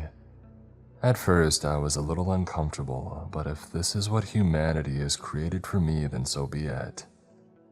Even writing about it now, I am gleefully re-establishing the experience and forgetting about all the stuff that I will encounter in a few days. I received 2 expected packages from Fishy in the post today. One box contained Bluetooth-operated CCTV cameras and USB devices for security and monitoring for both outside and the White Room, while the other contained needles and a large, bubbly-like plastic package which contained a chemical that you could tell was hazardous, just on the basis that it was clearer than water and as temperately lukewarm as healthy flesh. The setup was pretty standard, and aside from the odd flicker or a flash of line every few minutes or so, the quality of the cameras had exceeded my expectations. As effective as they are though, video quality has minuscule wealth to me at the moment. The thought that these CCTV footages will be on all day and night for the next few years is honestly so terrifying to me. An age where technology's influence is exceeding too rapidly and nobody seems to care generates huge concerns for me. That machines are one day going to see more than we can and can already observe events at times when we cannot. Maybe staying up the whole night was a good idea. What if Fishy has me wired right now and I just vulnerably allow everything they sent me into my house? What if they're testing me to see if I will comply with their demands and slavishly carry out their dirty work? If my family's going to die, they're not going to die by the hands of Fishy, but I'm still left in a tough situation. If I don't do it, I die, and I don't know what even more horrible act they will carry out on my family. If I do, I survive, but who knows what happens to them if they're going to be locked up there for 3 years. All I can hope is that they will carry on through this ordeal and they will never have to ever see me again. I can live isolated away somewhere where I'm no threat to society. Or maybe I can just travel over to the UFC headquarters and blow all their freaking evil heads off. I punched a hole in my wall with tears in my eyes. I told myself only 2 days ago that I would never own a gun. I'm getting stressed again. Dark hail clouds shroud my thoughts and I'm getting stressed out. The bandage patch on my neck is getting itchy and I'm stressing out again. I looked in the mirror at my sleepless face again. The crusty healing wound was speckled with blood like dust and I was getting stressed out. I think I'll take just one more slice at it. And good thing those needles are right on my bedside locker. That felt great. I think I'll do that to my arm now. Too much blood on the floor, but I can't call an ambulance because maybe I'm paranoid now. Should I get that gun sometime? I think I will. Regret for everything. Friday. I look terrible. There's a giant scar on my jaw and several little scars on my upper left arm from where I got carried away last night. This is the first entry that I've written during the daytime, and judging from the brightness outside for this time of year, I would say that it's around 3 o'clock. I checked the clock downstairs, 3:21. I literally just woke 20 minutes ago and I feel really dizzy. I passed out after a strenuous period of heavy blood loss. It's a good thing that I had fainted when I did, or else there was the ostensible chance that I would have traveled further south on the great scraping stress train. How would I explain the scars to my wife? I'm not sure. I guess I'll have to make up some irrational excuse for the gaping crack on my jaw and hide the little reminders under a thick jumper. Actually, memory refreshed. I still have to go clean up Ziggy. The blood had dried onto the wall and it took strained elbow grease, which was in limited supply thanks to my little episode last night, to remove it. I then mopped and scrubbed the floor and threw Ziggy into the bin. I thought that I would be more mentally affected by the action that I had carried out on Wednesday, but honestly, I feel like I'm immune to dastardly performances at this stage. It was times like these that I wish I had kept in touch with Tim a lot more. The one person back in my youth days who actually cared for the interests that I ranted on about, who listened and showed interest for the experiments and psychology theories that I had idolized when I was in my early 20s. During my secondary school days, I had stood up for him a lot and really helped him fit into social groups that he never would have had a chance to become comfortable in if it weren't for my guidance, and if it weren't for my assistance. Well, now I really needed him. But he's way too busy for his current low-paying health and safety internship, in which he'll rake the financial benefits of greatly in a few years' time. I just can't help but feel that if I still had Tim to talk to in my life right now, that this problem would have been solved a long time ago. But then again, Fisi have never really taken no for an answer that much in the past, especially to someone who has shown as much loyalty as me towards them. Regardless, I want to be able to share this problem with him, but we haven't spoken in over a year and it's too late now. Rather than him just waltzing down here and saying howdy do to me, he would need to plan his journey and set a time when he was free and not working. I would feel like I'm intruding, which is extremely obscure of me to say because he always had the time for me back in the day. I still remember to this day that moment I came up to him in the line for the vending machine and asked him, "Would you be willing to skip to the front of the queue right now if you knew there was only one Mars bar left?" Had I asked that to anyone else, they most likely would have turned around and given a horrendous look. But Tim was different. He had a sort of restrained respect for everyone, despite had they made him feel uncomfortable or uneasy. Respect, patience, and passiveness were his most appreciated virtues and qualities that sometimes got annoying if you were around them for too long, but traits you miss if you hadn't experienced for a long while. Although there was a 99.9% chance of it not happening, I wish that he would just come and rescue me from this ever so daunting nightmare that I'm in the middle of right now, like a whirlpool of black molten hot tar. A few days ago I had talked about how the development of humanity had some crazy, disturbing effects when you think about them for an extended period of time. In this case, however, my mind struggles to think of a disadvantage when it came to the life policies that my good old friend Tim had. He would die before letting anything happen to his family. The family gets back tonight. I wonder how they'll react when they see the steel doors. Saturday. Screaming, lots and lots of screaming. Emily's going to shred her vocal cords if she doesn't give it a rest soon. The walls are soundproof though, so her valiant efforts are going sadly unrewarded. You would think that this hostile reaction would provoke me to let them out, but not really. It's kind of irritating, to be perfectly honest. The children are huddled up for her support. They're frightened out of their wits and Emily is really not helping. I muted the volume on the screen, so now it just looks like black and white footage of lost footage from an old abandoned laboratory or something like that. Anyway, this is the last time that I'll be writing in this diary, as the rest of my research will be going into separate books that will be constantly submitted and updated to the Feisty Corporation. The research should contain nothing personal or biased and must be strictly fact-based.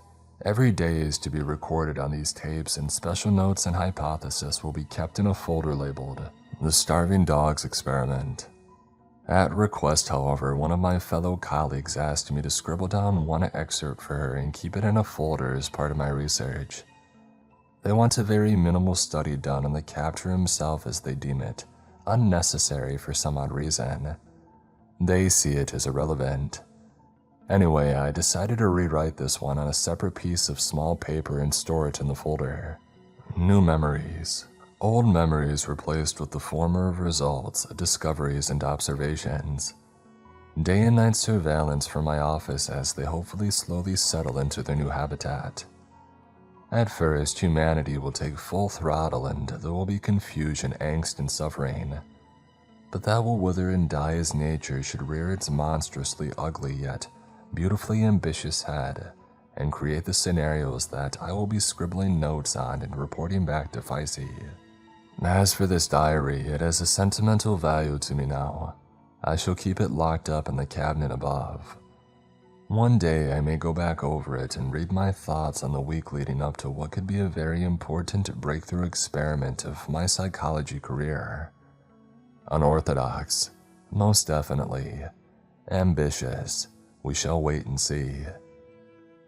Emily is still screaming.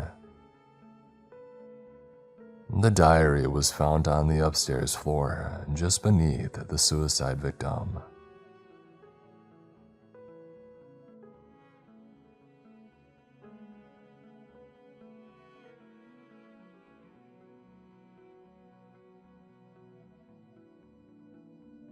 Today's episode is sponsored by Rocket Money.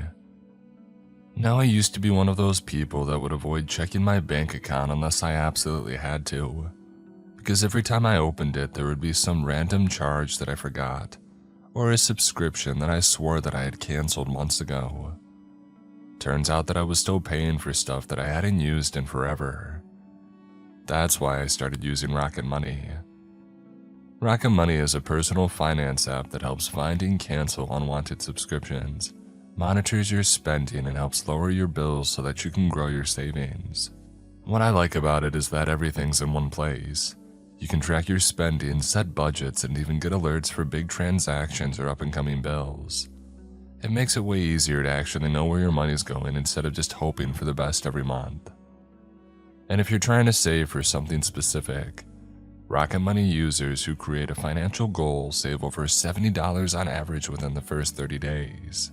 And let Rocket Money help you reach your financial goals faster. Join at rocketmoney.com/Mr. Creeps. That's rocketmoney.com/Mr. Creeps. rocketmoney.com/Mr. Creeps.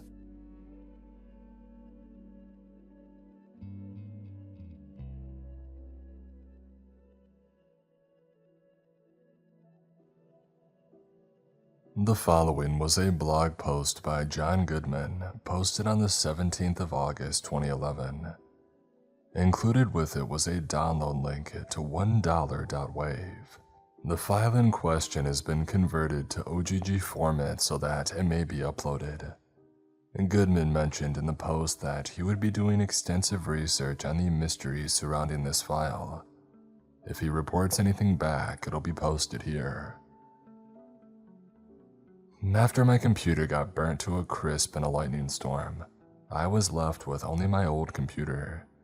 Fortunately, I had everything from my destroyed computer already backed up onto USB drives and CD-ROMs. My old computer was running Windows 98 and desperately needed an OS upgrade. It was time to search online for a new OS install disk that was at an affordable price. Now you might ask, why not just get a new computer?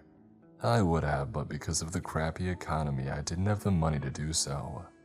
So my only other option was to upgrade my old one. Anyways, I searched around eBay to see if anybody was selling a copy of Windows XP at an affordable price. There was no way my computer would be able to handle Windows Vista or 7, so I would just have to go with XP. Lo and behold, somebody was selling a full Windows XP clean install disk for only $1.45. Nobody else was bidding on it, so I placed mine. Even after I had placed my bid, nobody else did. So needless to say, I won the disc, with nobody else to challenge me. A few days later, I received the disc in a white envelope. I opened the envelope and pulled out the disc. It seemed just like any other XP bootable disc. I turned on my old computer and I popped it in and installed Windows XP as one normally would. While I waited for it to install, I popped some popcorn, took a dump, and watched some TV, occasionally checking on the progress of the installation and responding to dialog boxes, entering the registration code, etc. Finally, it had finished installing and I could use the computer. The first thing that I did was transfer everything that I had backed up from my destroyed computer to the old computer. CD after CD, USB drive after USB drive, and I finally got everything onto my computer the way that I wanted it. I decided to randomly browse around the computer a little before I turned it off and got ready to go to bed. This random browsing led me to the Windows Media folder, and then I noticed a file in there called $1.wave.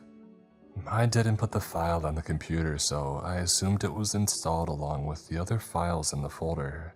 But I realized that I didn't remember any such file ever being included with XP when I had it on my destroyed computer before I had upgraded it to Windows 7.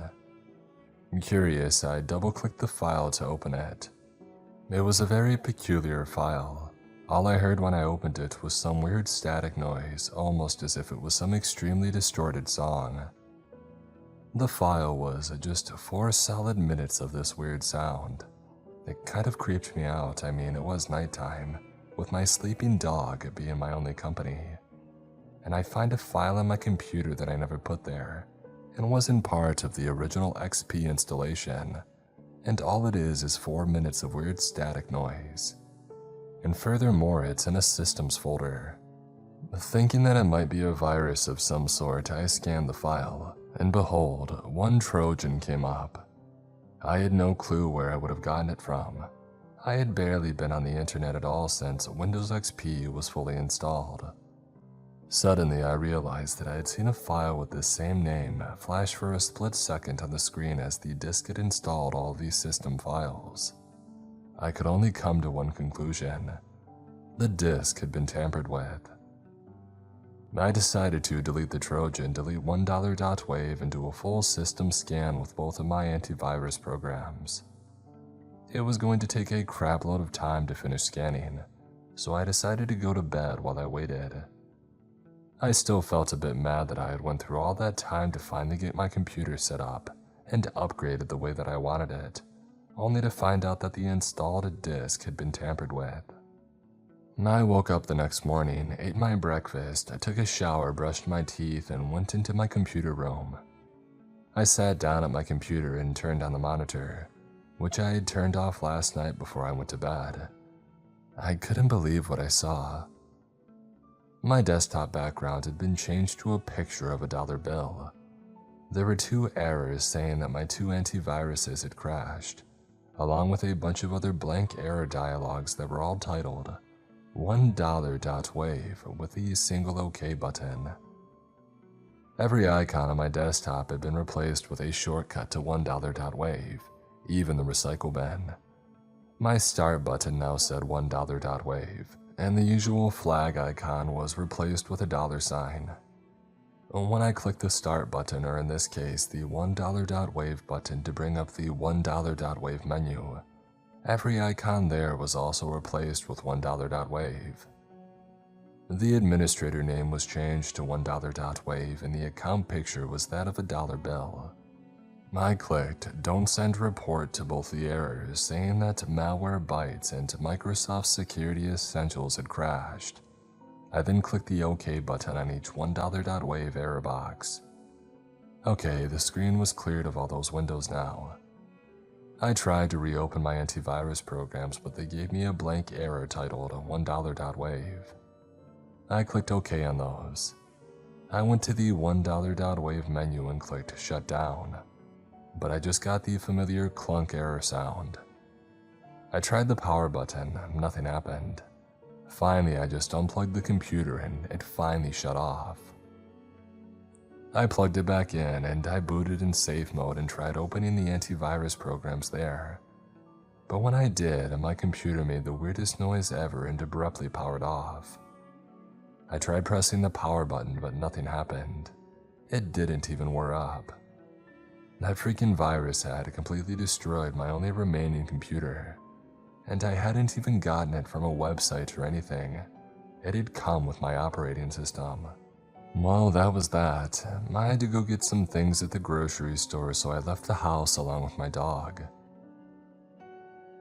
I have yet to earn enough money to buy myself a new computer. I do everything computer related on a friend's laptop that he generously lets me borrow when I need to check my email, do something on my bank account, etc. I have also used that same laptop to type up and publish this story to the internet, along with $1.wave, which I've gone through and manually removed the malicious coding from.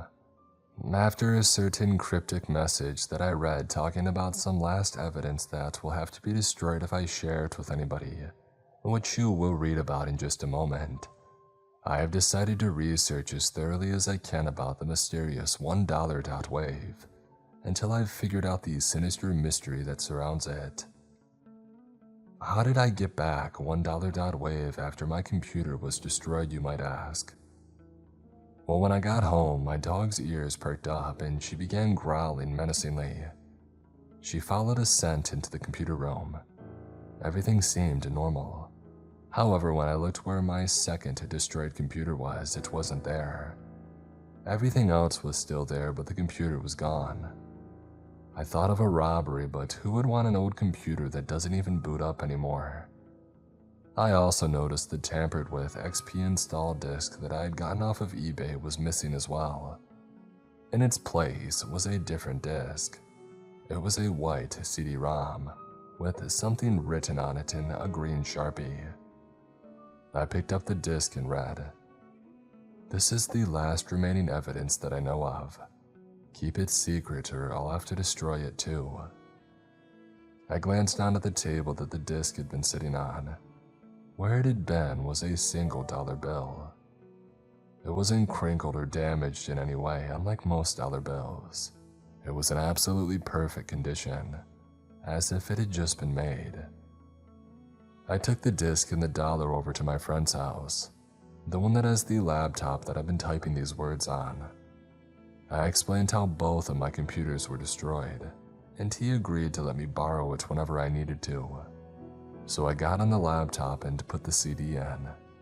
On the CD was just one file, $1.wave.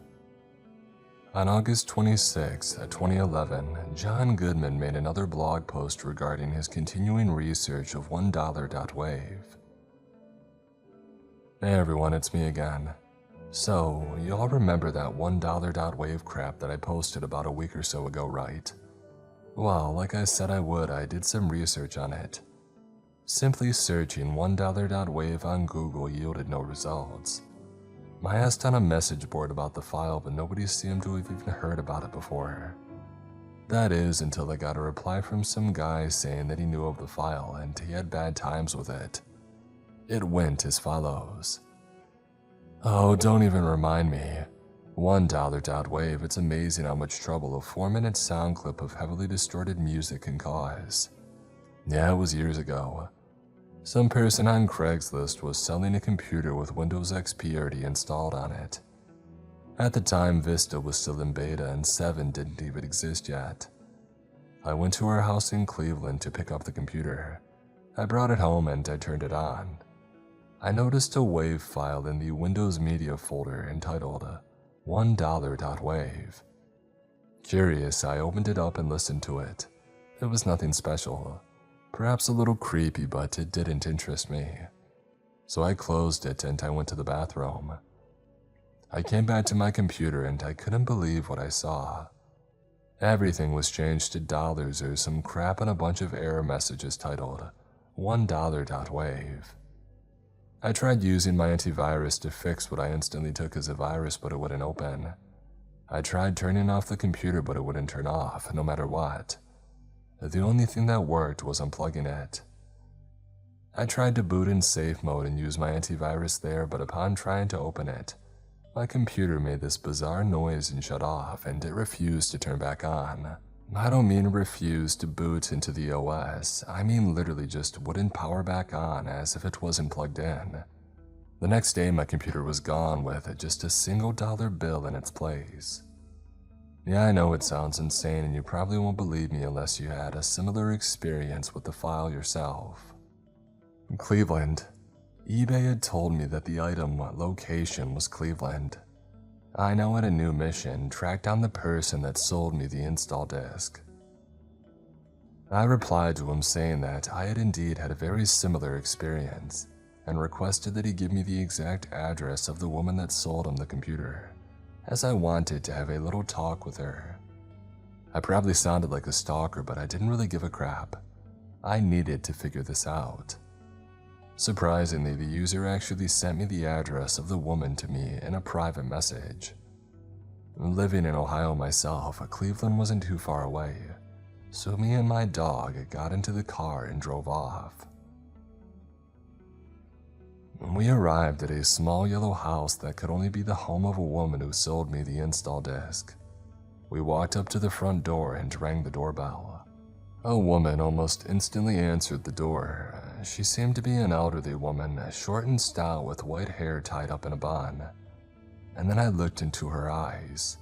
Oh, those eyes, they seeped through me and into my soul, hungrily examining it, seeing if it was suitable to feast upon. I almost sprinted back to my car and drove off right then and there, but I couldn't. I had a mystery to solve. "Why, hello, John Goodman," said the woman, in a menacing voice that sent shivers down my spine. My first thought, oh dear, she knows my name. Oh God, please help me. My dog growled threateningly at the woman. It took all of my courage to finally sput her out.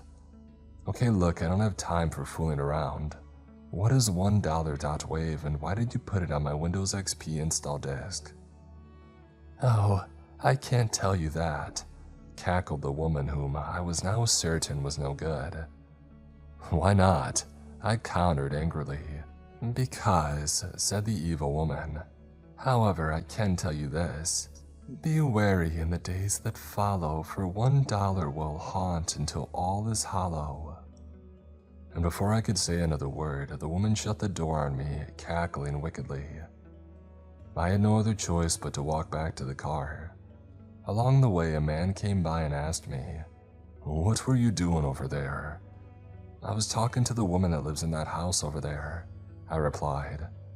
The man's expression became concerned. "Nobody has lived in that house for over 10 years. I looked to the house, but instead of the bright, yellow, cheery house that I had seen when I had arrived there was a crumbling, abandoned foundation with a wooden plank nailed to the front door saying, "Condemned," in green letters. But I was just talking to an elderly woman that lived there a minute ago," I argued. All the color drained from the man's face. "Elderly woman?" "Yes," I said. "You know, with her hair all tied up in a bun and whatnot." "The last person who lived there was an elderly woman, always having her hair tied up in a bun. But she's dead." So I didn't actually find out much of anything new about $1.wave, but apparently it was created by a ghost. Interesting, but it's no laughing matter. I realized that the moment I saw that dang woman out of the corner of my eye, giving me that freaking soul-devouring stare and smiling like a maniac. When I focused on her though, she disappeared. I then proceeded to sprint out of the room and hide under a blanket for the rest of the night. When I dared go back into the living room, a dollar bill lay on the floor where the woman had been. On August 29th, Goodman updated the blog again with yet another report about his research on the ominous $1.wave. "Yeah, it's official. That old hag is stalking me. Since my last post, I've been catching glimpses of her out of the corner of my eye, always with that soul-devouring stare and demented smile. She always vanishes as soon as I focus on her, and it always has to be at night when it happens. Each time I get the heck out of there and hide under a blanket for the rest of the night. When I dare enter the room again, there's a dollar bill where the woman was. I've actually collected all the dollar bills that she's left for me, beginning with the one that came with the last evidence disc into one wallet. I've gone 3 days straight without sleep because of this crap. In the most recent incident, she was even holding a bloody knife. Well, that was enough encouragement for me. I packed up a few things and me and my dog piled into the car and went to my friend's house. Unrelated, I haven't told you my dog's name yet, have I? Well, their name is Coco, as in chocolate cocoa. Anyways, as I was saying, I told him everything that had happened. I had kept it secret because I figured if I told him he would think that I was insane, but at this point I really had no other option. About $1.wave, the old hag that seems to want to kill me for some reason, etc. I expected him to say that I was crazy and call a mental institution, but miraculously he believed me. I guess he knew that I wouldn't make crap like this up. So I'm going to be staying at his place until this situation blows by. Posted August 30th, 2011. Tonight my friend glanced out the window and all the color had drained from his face, and Coco growled menacingly at it. I looked out the window and I saw it. That blasted old hag. She stared into the room from outside with that soul-devouring stare and that same demented smile. And then she disappeared. We didn't need any more encouragement. We pulled down those blinds and nailed boards to every window in the house, as well as the front and back doors. I don't think we'll be going outside for a while. Posted August 31st, 2011. I went on my friend's laptop and checked the forum thread that I had posted asking about $1.wave. Someone had replied there under the username $1, and take a guess what their profile picture was. That cursed old hag's face, with her trademark staring grin. Her reply simply said, "Oh, more evidence. Guess I'll have to destroy it." I clicked the reply button to respond, but it said that the thread never existed. Furthermore, when I searched the username $1, it said that no user ever existed. Weirdest of all, her join date had been back in 1928. Yeah, 9 freaking decades ago. The internet didn't even exist back then. Posted September 1st, 2011. While on my friend's laptop, a dialog box had suddenly appeared, prompting me to download $1.exe. Knowing this could only be more of the old hag's haunting, I canceled the download. But guess what? It downloaded anyway. Ain't that just nifty? As soon as it finished downloading, it opened itself up. I prepared for the worst. Another computer-destroying virus. The old hag had contained within a computer file. It opened and it was a game. A game of all the wretched things that $1.exe could have been. It was some PC game. It showed a generic menu screen with the buttons play, exit, and options. The background was a picture of a dollar bill.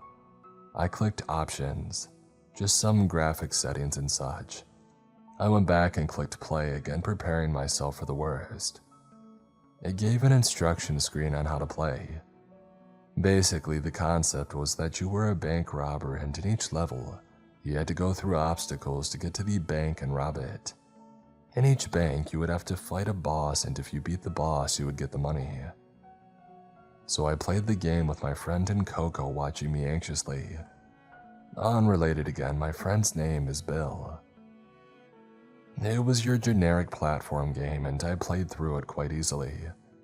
I beat 3 levels, and then the 4th one was the final one before I got to the bank. I beat that level and fought the boss. The boss was some kind of banker with superpowers or something. It was a World 1 boss, so he was ridiculously easy to beat. I beat him by shooting him in the head with a pistol and I got the money. The game counted up my scores and so forth before taking me to the first level of World 2. I figured that I had played enough, so I tried to exit the window, but clicking the X only greeted me with the Windows error sound. It wanted me to keep playing, and judging by all the weird crap that had happened to me recently, the reasons couldn't be good. So I tried ending the application process with the task manager, but the end process button only gave me the error sound again. I tried shutting down, but the shutdown button gave me the same sound. It was very similar to when $1.wave had first destroyed my old computer. Because the laptop was running on a battery, I had to take the battery to shut it off. I put the battery back in, rebooted, and everything was normal again. I deleted $1.exe. It didn't come back like $1.wave did. It stayed deleted. Posted September 4th, 2011. More corner of my eye sightings of the old hag. In all of them, she's holding a bloody knife. Boarding up our windows and doors didn't seem to help. She still got into the house. Today we unboarded the front door to go get the Sunday paper. I mean, even if we're hiding from a sadistic ghost woman who wants to kill us, we still gotta keep up on the news, right? It said that a banker had been found dead at a local bank with a bullet wound in his forehead. It showed a picture of the man, and to our horror, he looked exactly like the World 1 boss from $1.exe. The way in which I had defeated him had even been a pistol to the head, and the paper said that there was a bullet wound on his head. As I read the paper, I saw the old hag again out of the corner of my eye, holding a dead corpse under her arm that looked just like the banker. This time I didn't focus on her. I focused on the paper to see what would happen if I didn't make her disappear. If she tried to kill me or anything, I would just look at her. She just kept standing there with that demented smile on her face. After a few moments, her smile began to fade and turn into a frown, as if she was disappointed that I didn't seem to notice her. I looked to Bill, and surprisingly, he had followed suit. Even Coco was pretending not to notice the hag. I turned back to the paper so that I could continue seeing the hag out of the corner of my eye. It wasn't easy trying not to see something yet see it at the same time.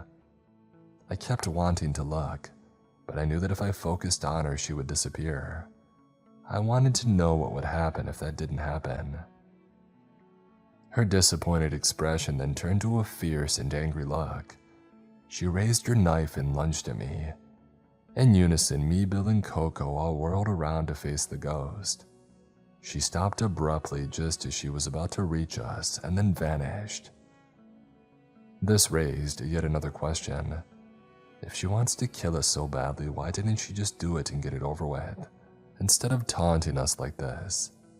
Maybe she doesn't want to kill us. Maybe she just wants to make us think she wants to kill us. Make us paranoid to the point of insanity, just for her own pleasure and amusement. Sure wouldn't surprise me. Posted September 5th, 2011. I woke up this morning from the little sleep that I actually got. I opened my eyes expecting to see the ceiling above me, but then I froze. Standing above me, looking down into my eyes with her soul-devouring stare and insane smile, was the hag. For several moments there was silence. I said nothing, for I was too afraid. I didn't move, I didn't even breathe. My heart had threatened to burst, it was pounding so hard. And then finally the hag broke the silence. "Good morning, John," she said. It took all of my courage to respond. "Just tell me what you want and I'll give it to you. Just leave me alone," I replied. "Oh, it's just so sad when you have to live under a curse. The curse of my own creation. Forced to pass on the curse to others. The curse of $1, of greed. I never asked for this, but after having it shoved down my throat so much, I've come to enjoy it. I'm not sure if it's my sanity that's been punished by this or what, but it comforts me to know that others are feeling the same pain as me. Enough of your cryptic crap, I yelled, and then suddenly Coco jumped out of nowhere and tackled the hag to the ground, growling furiously. The hag simply smiled. Go ahead, do it. Rip me to shreds. It might just be the only hope of destroying this curse once and for all. Your suffering will be gone, and everybody who's ever fallen victim to greed's villainy. Before another word could be said, Coco began tearing that woman to shreds. I never knew my dog could be so violent, but I didn't care. If it meant the end of this that loomed over us, then it was worth it. Me and Bill, who had been woken up by all the commotion, could only watch as the hag was torn apart. She didn't even scream. In fact, she smiled as if saying, "Thank God it's finally over." And then it was done. Her body was mangled and ripped so badly that you couldn't recognize her. Red was splattered everywhere. And then the body, or the pieces of it anyway, began to shimmer and fade away. And then they were gone. No trace of them remained, as if nothing had happened. And then we noticed a note laying on the floor where the hag had been. Bill picked it up and read it aloud. Destroy the dollars, destroy the disc. Do it before the remnants of the curse that lie within them enslave you as it enslaved me. I instantly knew what I had to do. I found the wallet that I used to keep all the dollars that the hag had left me, and I lit a match to it. A blood-curdling scream of pain sounded from it and almost made me jump out of my skin. I threw it outside, and it burned until it was nothing but ash and dust. And then I found the disc containing $1 wave. I threw it to the ground and I stomped on it. Another blood-curdling scream, and the disc spontaneously burst into flames. Now that is what I call burning a CD-ROM. It burned until it was nothing but a bunch of melted plastic. I had to use a shovel to scrape it off the ground and chuck it outside. For the rest of the day, nothing else happened. The hag never came back, nothing. I think at long last this nightmare might be over, but I won't make assumptions too quickly. I'll wait a while and see if anything else comes up. If nothing else does, I guess it's safe to assume the haunting of $1 wave is ended. Posted November 12th, 2011. Well, I think I've waited long enough without anything happening that I can safely assume it's all over. Me and Coco have moved back into our own house. Things seem to be returning to normal. And after some thinking, I've come up with a hypothesis as to what all that crap was about. I think the hag was forced by a curse to do those terrible things. The curse was like a virus using her to spread to others. I guess $1 wave and all the associated things are all duplicates of this virus. I can only assume that its proper name is greed, since that's what the hag kept referring to it as. How greed came to be or what its purpose is, I can only wonder, but the hag seemed to hint that it was she who created it, and it was a screw-up that she made that had caused all of this. I guess those dollars, the disc, and the hag were the last remnants of greed, and by destroying them, I had destroyed greed forever. She was so anxious to get her hands on evidence and destroy it, because she wanted to destroy the curse of greed. I don't know whether any of these guesses are even remotely correct, but I don't really care. As long as this nightmare is over, I'm content with not knowing. And I'm pretty darn certain that it's finally over.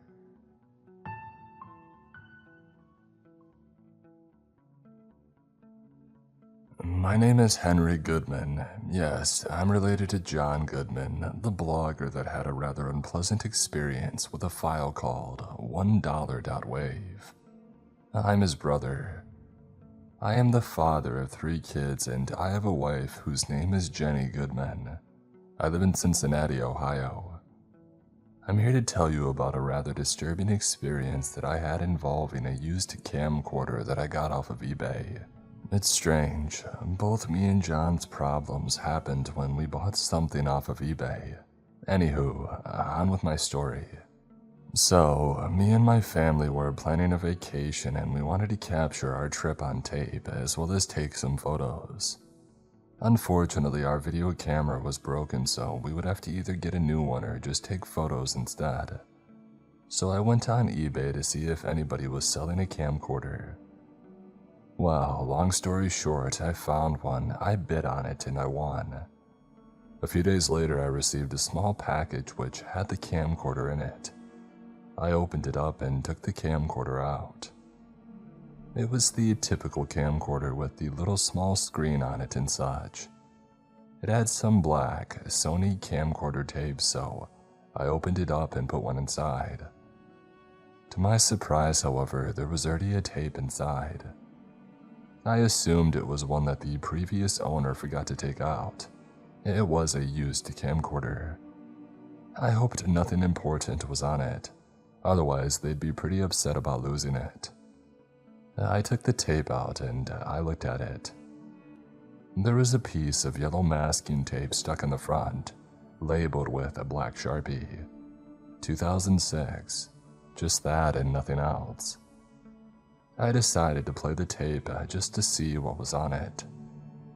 So I put the tape back inside the camcorder and I hooked it up to my TV to watch the tape on it. I rewound the tape, but it was already at the beginning. So I did the usual crap to play a tape from a camcorder on the TV.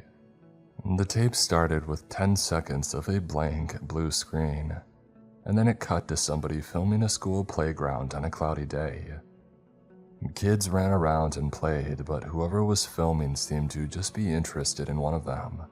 A little girl, probably around 5 years old, with pale skin, brown hair, brown eyes, and wearing a yellow coat.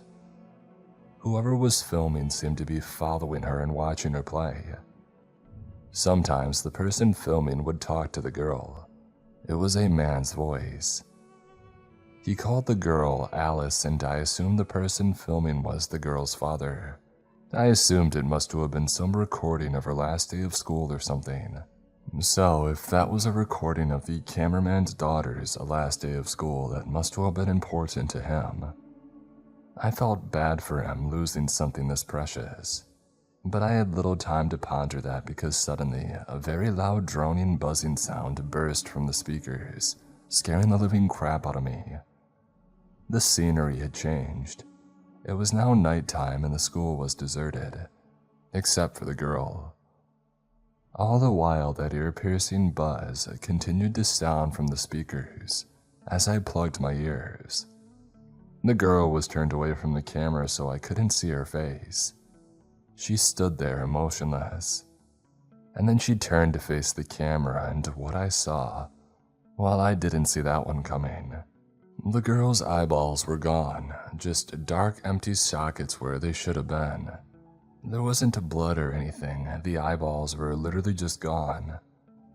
Her mouth was drooling some kind of disgusting green slime and her nose was missing. Not like it was cut off, just not there. Just plain skin where it should have been. Think of Patrick from SpongeBob, yeah, you get the idea. The scene then burst into static. The buzzing noise stopped, but you could hear the sound of knives slicing against flesh and blood-curdling screams. And then the scene returned and the girl was hanging by a swing in a swing set. Several nasty wounds around her body and a knife laying on the ground below her. Her eyeballs were missing and her mouth still dripped that weird slime, and she still had no nose. The tape was silent. No loud buzzing or anything, just silence as the girl dangled around. Heart pounding so hard it threatened to burst, scared out of my mind because of the sudden buzzing sound and to a lesser degree, the disturbing footage that accompanied it. I sprinted over to the TV and I shut it off. I ejected the tape from the camcorder, shut the camcorder off, and then unhooked it from the TV. I took a hammer and I smashed the tape to tiny pieces. Breathing heavily, still not sure what the heck had just happened, I sat back down on the couch. I just stayed there for a while, staring at the blank TV screen. After I had finally calmed down, Jenny came home from the grocery store. I helped her bring the groceries in. I didn't tell her about the tape because she would think that I was going insane. The dream I had that night was not pleasant. I was in a dark hallway. My throat, it felt like somebody was repeatedly flicking my Adam's apple. That loud buzzing from the tape played nonstop. It wasn't coming from any direction. It was just there in my ears, as if I were wearing headphones and the sound was playing in them. I was scared out of my mind. I wanted desperately to get out and to go home, to be in the comfort of my bed. I tried crying for help, but no matter how hard I tried, no sound would come out. Suddenly, I felt the urge to vomit. Not having a bucket or a toilet nearby, I puked on the floor.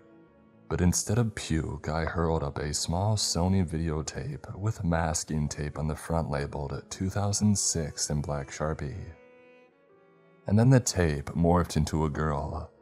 No, not just any girl. It was the girl in the tape. Her eyeballs were gone and her mouth oozed green slime, and she had no nose. She slowly walked down the hallway, and for some reason I followed. All the while, that awful buzzing noise kept playing. She led me down the hallway and I realized where I was. I was in an elementary school.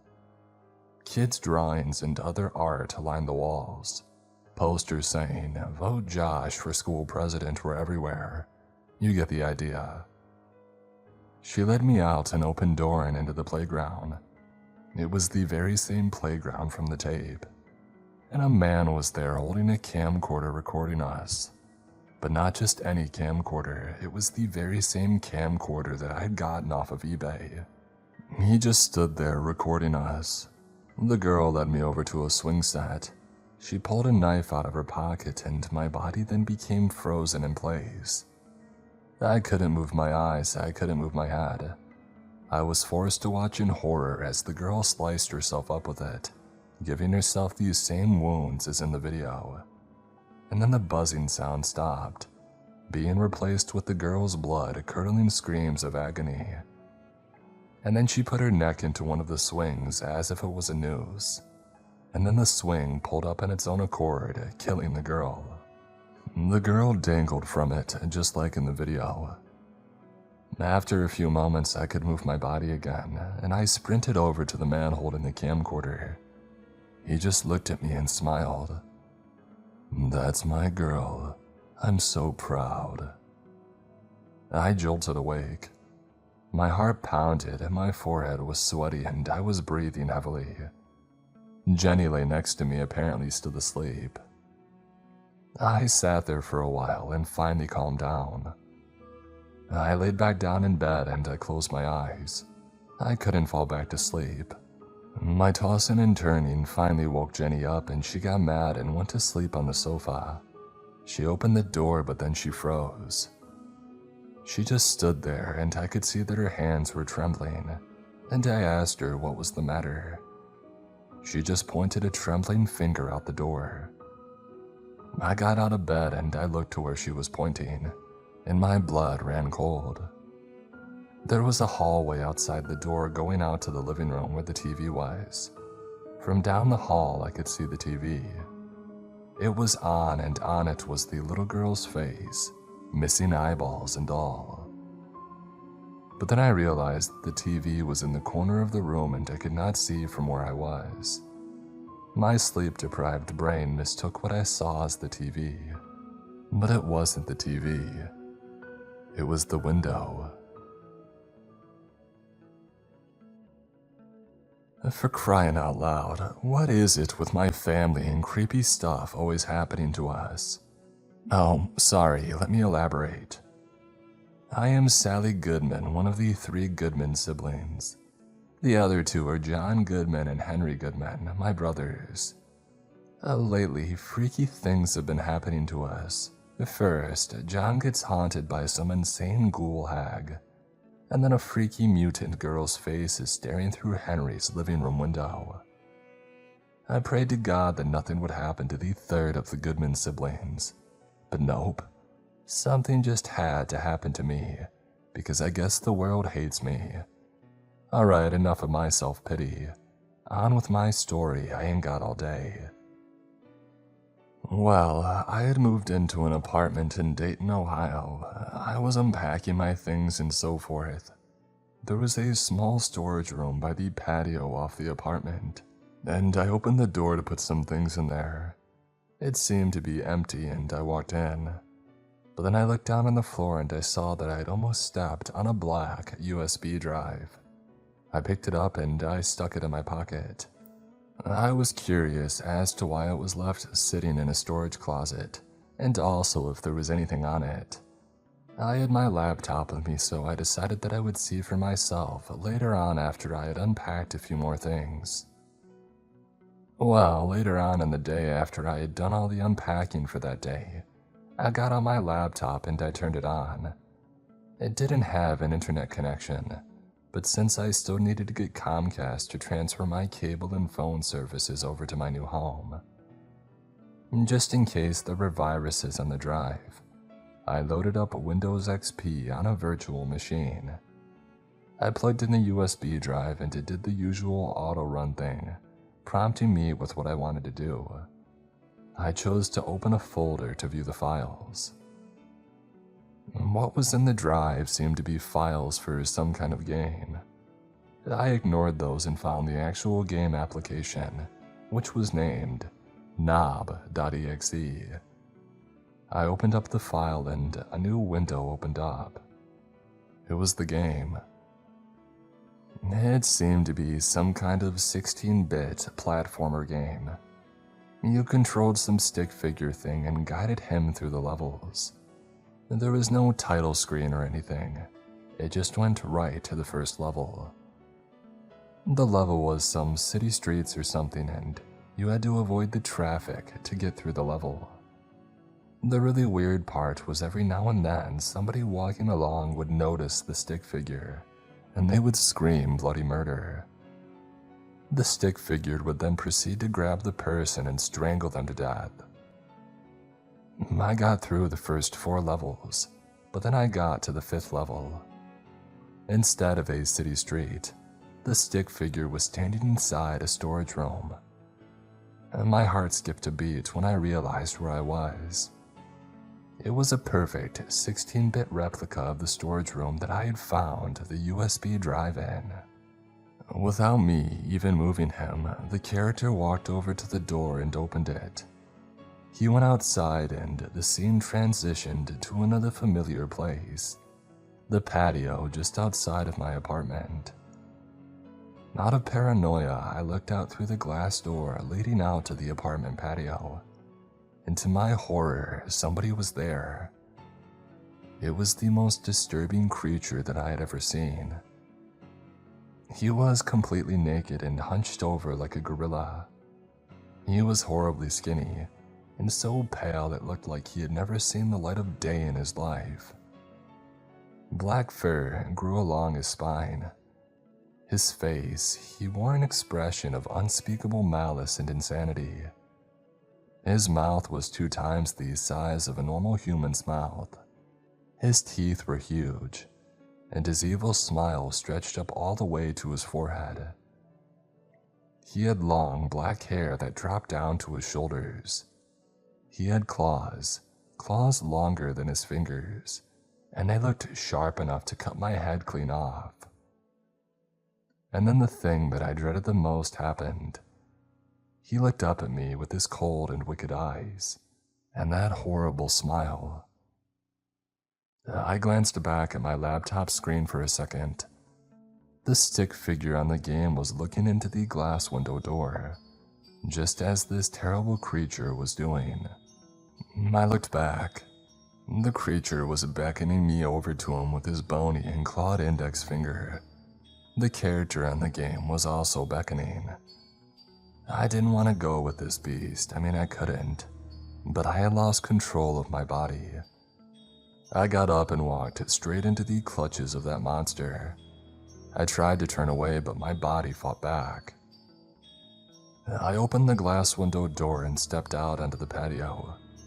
And being close up to this thing was even worse than seeing him from inside my apartment. He held up a map for me to see and pointed out some directions with his wicked sharp claw. And then he held up that claw to my throat and he sliced. I woke with a start, sweating and breathing heavily, heart pounding against my ribs like a hammer. It was just a dream. After a while of just sitting there, I calmed back down. It seemed that I had fallen asleep sometime while playing the game. I mean, I guess it made sense. I had been having trouble sleeping the past few nights and I was probably tired. I looked at the laptop screen. There was a message saying the game had encountered a problem and needed to close, blah blah blah. I became curious about the directions the creature in my dream had given me. They were real directions to a real place, some pond around the area. I decided just for the heck of it that I would go there tomorrow and check it out. I didn't expect to find anything, since it was only a dream after all, but still. The next day after breakfast, I got in my car and followed the directions to the pond. I got there and I got out of my car. I skipped some rocks and such for a few minutes, not having much of a reason to stay. I started to walk back to the car. But then I noticed something on the ground out of the corner of my eye. I stopped and I went over to examine it. It was a wooden trapdoor of some kind. I remembered the nightmare that I had and I became paranoid. But then I realized how silly I was being. It was all a dream. I mean, nothing bad can really be here, right? There was a handle on the trapdoor that I could lift to open it. Cautiously, I grabbed the handle and I pulled up, to reveal darkness below. I would need a flashlight. I thought that I had one in the back of my car, so I went to go check, and sure enough, I found one. I turned it on and I climbed down into the darkness below. The space was empty with nothing but dirt on all sides. But then my flashlight shined on something that made my blood run cold. Something that made me sprint back out the trapdoor, slamming it shut behind me, and back into my car to drive home and smash the USB drive that I had found the day before into tiny pieces and then burn the pieces. The disturbing part is the hissing sound the drive made when I did this, like some terrible snake. It was a figure hunched over like a gorilla, horribly skinny and pale, fur on its spine, drooping black hair, and an insane deformed face. It was the creature from my nightmare and he was looking right into my eyes. The following was taken from a newspaper article. Several sightings of a horribly mutant humanoid figure wandering the streets of Ohio cities have been reported. These supposed witnesses describe it as being a pale figure hunched over like a gorilla, having black fur along its spine, vicious claws, long black hair, and a terribly large mouth, along with an expression of pure malice and insanity. Some witnesses report seeing it strangle people to death, seemingly at random. It would be easy to dismiss these claims as some sick joke, if it weren't for these sudden and mysterious deaths of several people. Every person who died has been identified as being strangled to death. Some comments listed below the blog post. John Goodman says, "Hey Sally, thanks for sending this to me. More of this creepy crap. I've never been superstitious, but I'm seriously starting to think that we're cursed or something. This chain of freak shows that's been going down lately just can't be dumb luck." Henry Goodman says, "Yeah, we seem to be attracting the paranormal like magnets. First you, then me, and now Sally. I don't know what's going on, but I hope it ends soon." Anonymous says, "You hope so, huh?"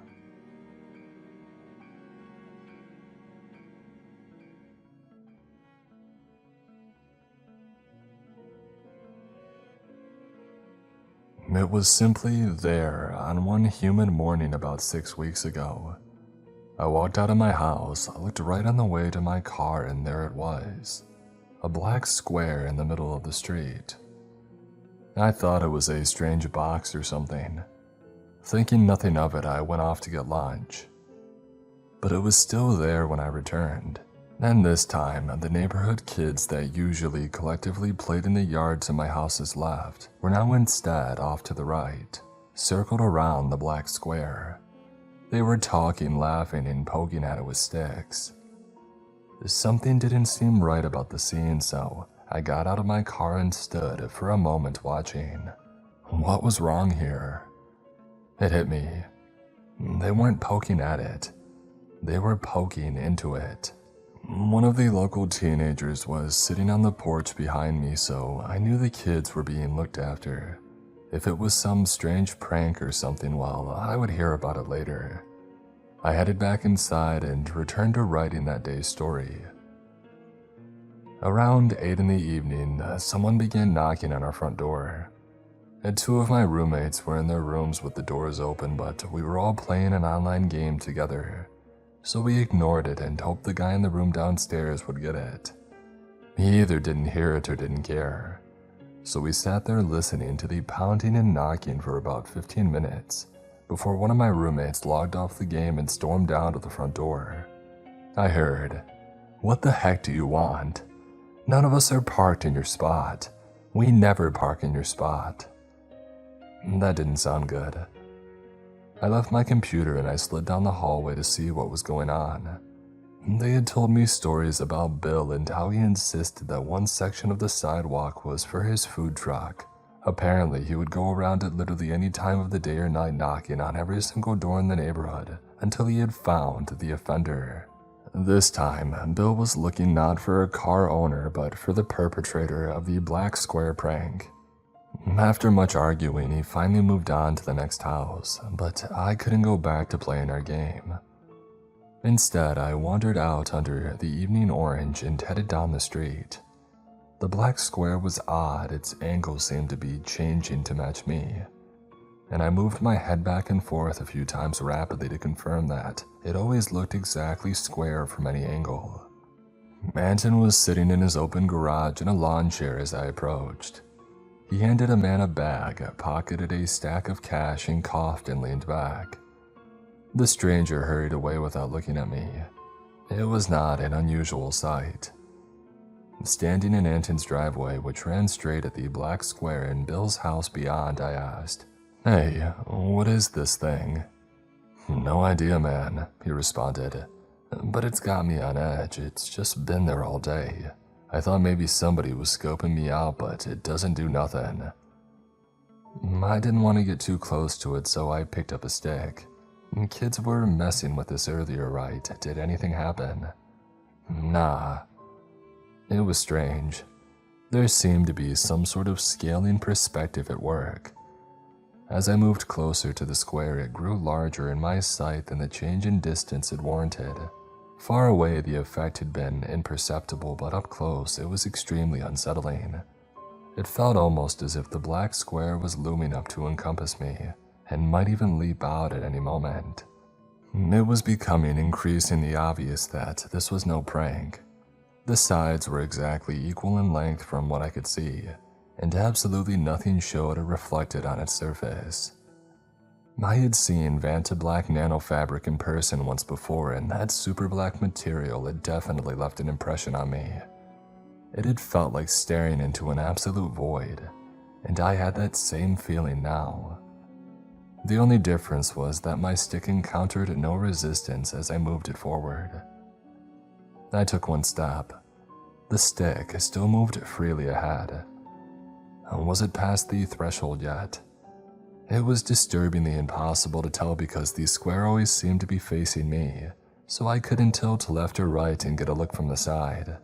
The square also got bigger faster than it should have with each step, so I couldn't get a good idea of exactly where it began and ended. Worst of all, the forward perspective had no landmarks and no shadows. It felt as if I was inside a television show and reaching forward into a CGI background. The studio lights off screen were still lighting the stick, and I was reaching into something that didn't really exist. I swung my branch left and right. There were no edges to strike either. The pointed end traversed from ultra black to the green of Bill's lawn and back with no resistance.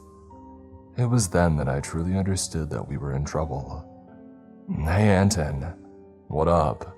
He was usually one to play it cool, but I could tell by his subtly concerned expression that I must have looked very strange standing in front of complete nothingness. How do I phrase it? Let's make sure nobody goes near this." He nodded and gave a nervous laugh. We didn't have any sort of housing association or community building, so it would really be up to word of mouth. And Bill was 2 houses past ours now, still knocking on doors, and he was doing a decent accidental job of warning everyone. A few neighbors had come out onto their lawns to stare at the thing, and I saw Idle emerging from one lawn over. While studying the black square from afar, she shivered and pulled her headscarf a little closer. I smoothed down my shirt reflexively as she approached. She stopped on the sidewalk just short of Anton's driveway. "What's the square?" We just shook our heads. "You call the police?" she had asked, looking at me. Anton leaned back in his seat and watched me. Put on the spot, all I could say was, I don't think so." She was visibly confused. "Why not?" Anton snickered. "The cops don't come here, girl. The police don't come to this area. Now they do, but trust me, you don't want them. They don't come here to help." "Oh." She looked down at the ground and then over to the black square and then to her front door. She departed without a word. The rest of the neighbors began to emerge from their homes as Bill pissed them off in sequence, but we didn't meet or talk beyond the distant glances of confusion and confirmation. I didn't like that strange square in the street, not one bit, but there wasn't much to do about it. A few people were taking pictures, and so I went back inside and put my phone on the charger to do the same. My roommates and I locked the house up tight that night. We couldn't see the black square from any of our windows, but the mere knowledge of its presence was like a chill in the air. I was the night owl out of the 4 of us, and when the others went to bed, I quietly stacked boxes full of junk from the basement to block the windows, just in case. In the morning, nobody commented in approval of the boxes, but neither did they take them down. I stepped outside to confirm that the anomaly was still there. This time I took pictures. I had seen more than my share of movies and shows about creepy anomalies, but it was another thing having one actually show up outside of my house. In person, there's a balance of risk versus curiosity, and there was nothing that we could do about the square without endangering ourselves. We couldn't get too close to it, because who knew what would happen, and we certainly couldn't go inside of it. So it sat there, and in large part, we ignored it in our day-to-day lives. But there's also another kind of risk, the unknown, and the stress effects on your community and on your health. Each morning for a week, I would look to my right at that eerie black square and wonder if I was being watched. Or worse, was it some kind of hole from somewhere that might let in horrific entities beyond our understanding? Or heck, even just basic clawed creatures that we could understand would be horrifying. A simple wolf or a bear on the loose on our street would have been an emergency warranting help. And here we were with the possibility of literally anything appearing at any time. On a random night that about 8 people were over to play board games, Idle asked again if I would call somebody, and this time I agreed. But who and how? I did find some numbers for 2 local news channels. I sent in my pictures, but they laughed at me and said that they looked photoshopped. I insisted that no, it was literally just a black square, and they told me to call back when I had something scarier. The military was an obvious answer too, but how does one call the military? I don't exactly have a phone number for the military. Each night for a week, I waited on hold with various desks, bases, and institutions, repeating my story verbatim each time. A strange anomaly has appeared in our neighborhood, and I need somebody to come take a look at it. Most secretaries hung up on me immediately, but I finally got one that laughed. He asked, "Watching some X-Files tonight?" I sighed. "Look, I've been trying to contact someone about this for a week. Let's say hypothetically that I'm serious. Is there some sort of division or group for that?" "No, let me just call Area 51, buddy. They'll take care of you." "Oh, come on. There has to be some guy that takes weird phone calls and checks them out, right?" "Oh, that's no fun." "Fine, I'll give you the number." I had it. Finally, I had it. The next conversation that I had was promising, and a military jeep showed up the next morning. Ido texted me when she saw it park on the street, and I hurriedly went outside to greet one man, apparently. He was only slightly older than me, and he stood staring at the black square with a haunted gaze. As I finally got his attention, he turned his head to look at me and said, "What in the world?" "Yeah, right." I pointed down the street at the black square. "The thing's been sitting there for like a week and a half." Finally prompted to move, he went back to the back of his Jeep, pulled out a tripod and a camera, and set it up facing the anomaly. Watching him, I asked, "So you're going to call in the big guns, right? Somebody will take care of this." His only answer was a glance, and then he got in his Jeep and drove off, leaving the equipment running. Well, that was progress, I told myself. Somebody was aware of the issue now, and somebody was on it. A small consolation as the days wore on. One of the neighbors boarded up their windows, and then everybody did. Nobody asked the first house to do it as if they had seen or heard something crazy. We just did it. That day we went to the hardware store and endured the awkward process of explaining what we were doing to the overly helpful employees, and then we took our boxes of nails and stacks of wood and began hammering into the window frames. I winced at the first one that went awry and damaged the wall, but I figured that our security deposit was long gone anyway. When we kept the curtain between the glass and the wood so that the landlord wouldn't notice on a casual drive-by, although he would certainly see that the entire neighborhood had suddenly acquired bars and boards. If the area went to crap, would he lower our rent? Doubtful. And then my roommates and I got drunk together for the first time in months. The neighbors were doing the same thing in their boarded up houses and on their lawns, and eventually we had a sort of block party going. It was an eerie thing, all being connected and bounded by a common threat, but being unable to mention that threat even as it loomed in the distance at all times. There was nothing that we could do about it, so mentioning it publicly was impolite. As dusk deepened and somebody started a bonfire in their backyard, I almost couldn't stand the pressure of what was happening. That thing might turn deadly and kill us all at any time, but I wasn't even allowed to mention it without pissing people off. Boarding up our houses, we were all reacting to it. We were all aware it existed, and we all knew everyone else knew too, but we couldn't talk about it. A weird defensiveness was emerging among the conversations that I overheard. This was our street, and none of us could afford to move away. Therefore, the black square had to be harmless. There were even people talking about the idea that there was nothing wrong at all, and that talk was growing. Agitated, I left the block party. I still wanted to drink, but angrily now, and so I went to the nearest bar and I sat. And by pure chance, to my left was the soldier who had set up the camera equipment.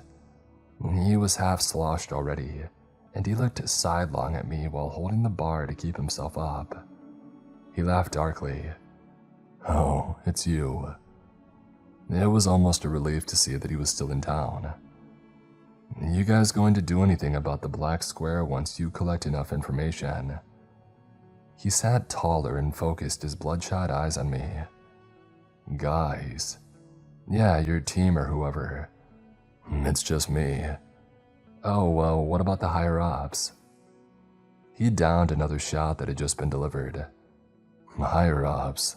My whole department got cleaned out by the new administration to cut costs or something. I'm the only guy in my entire building. My beer arrived and I took a sip of it while trying to fully understand what he meant. Like, temporarily, are you waiting on new hires? He gave an exaggerated shrug. It's been 7 months and nobody talks to me or tells me anything. I just get a paycheck automatically, no emails and no nothing. I'm thinking maybe they just forgot to transfer me when they got the rest. I don't think anybody even knows that I'm still there. That was an off-putting thing to hear. Well then, what do we do about the black square? He gave a long, drunk belly laugh. Brother, there are 47 anomalies in Ohio alone, and I'm the only person in the state left in the department that handles it. Just be happy that yours isn't making people crazy or changing your muscle tissue into acid while you sleep. What? Does that happen? He stared forward at the venue's long-mirrored back wall for a moment, unmoving except for the muscles in his jaw tightening as if he was grinding his teeth. After a tick, he suddenly reached over and clapped me on the back. Nothing so dramatic as all that. I'm just playing. He got up, threw some cash on the bar, and began to stumble away. Wait, I called after him. What's your plan for the black square? Plan? He yelled back on his way out of the door. You're on your own, brother. I skirted through the crowd and pushed out into the night. And what about the 46 other anomalies? But he just kept walking and soon became small in the distance. Was it really possible that there was nobody manning the defenses for things like this? Were we simply open to danger with no one to respond? Was the only working plan to hope that nothing bad would happen? I mean, what the heck kind of plan was that? I returned home even more agitated than before. It was about 3 weeks after the appearance of the anomaly that those that insisted the black square was harmless became the majority. We had been able to complain about it, make jokes, and watch it fearfully before that afternoon. But the winds changed and I immediately found myself on the outside with no warning. If I glanced suspiciously at the black square, somebody would deride me for it. If I tried to measure it to see if it was growing at all, somebody would come out on their lawn and tell me to stop and that I was wasting my time. By the 4th week, those reactions became veiled threats. Bill was standing out on the sidewalk the first day of that 4th week. I had just come home from playing a card game elsewhere and he approached me rather angrily. Stop causing trouble, he said without sugarcoating it. Me?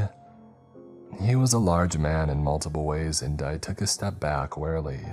I'm just not willing to accept that the incredibly odd anomaly in the middle of our street is safe. The black square isn't causing any trouble, he growled. You're the problem here, pissing people off and going against the grain. People want to sleep soundly and they can't do that if you fill their heads with nonsense dangers. Well, if it's nonsense, I asked, then why are your windows boarded up? He balled a fist. Because that's how it's always been around here. Everybody does it and always has. What are you talking about? It was just last month that... He slugged me in the stomach. I backed away. There was nothing left to say. I understood exactly what was happening. He glared from the sidewalk until I went inside and closed the door behind me. 2 mornings later, screaming erupted from a few houses down. 9 of us rushed out of our houses with makeshift weapons, only to find that the danger had been the night before.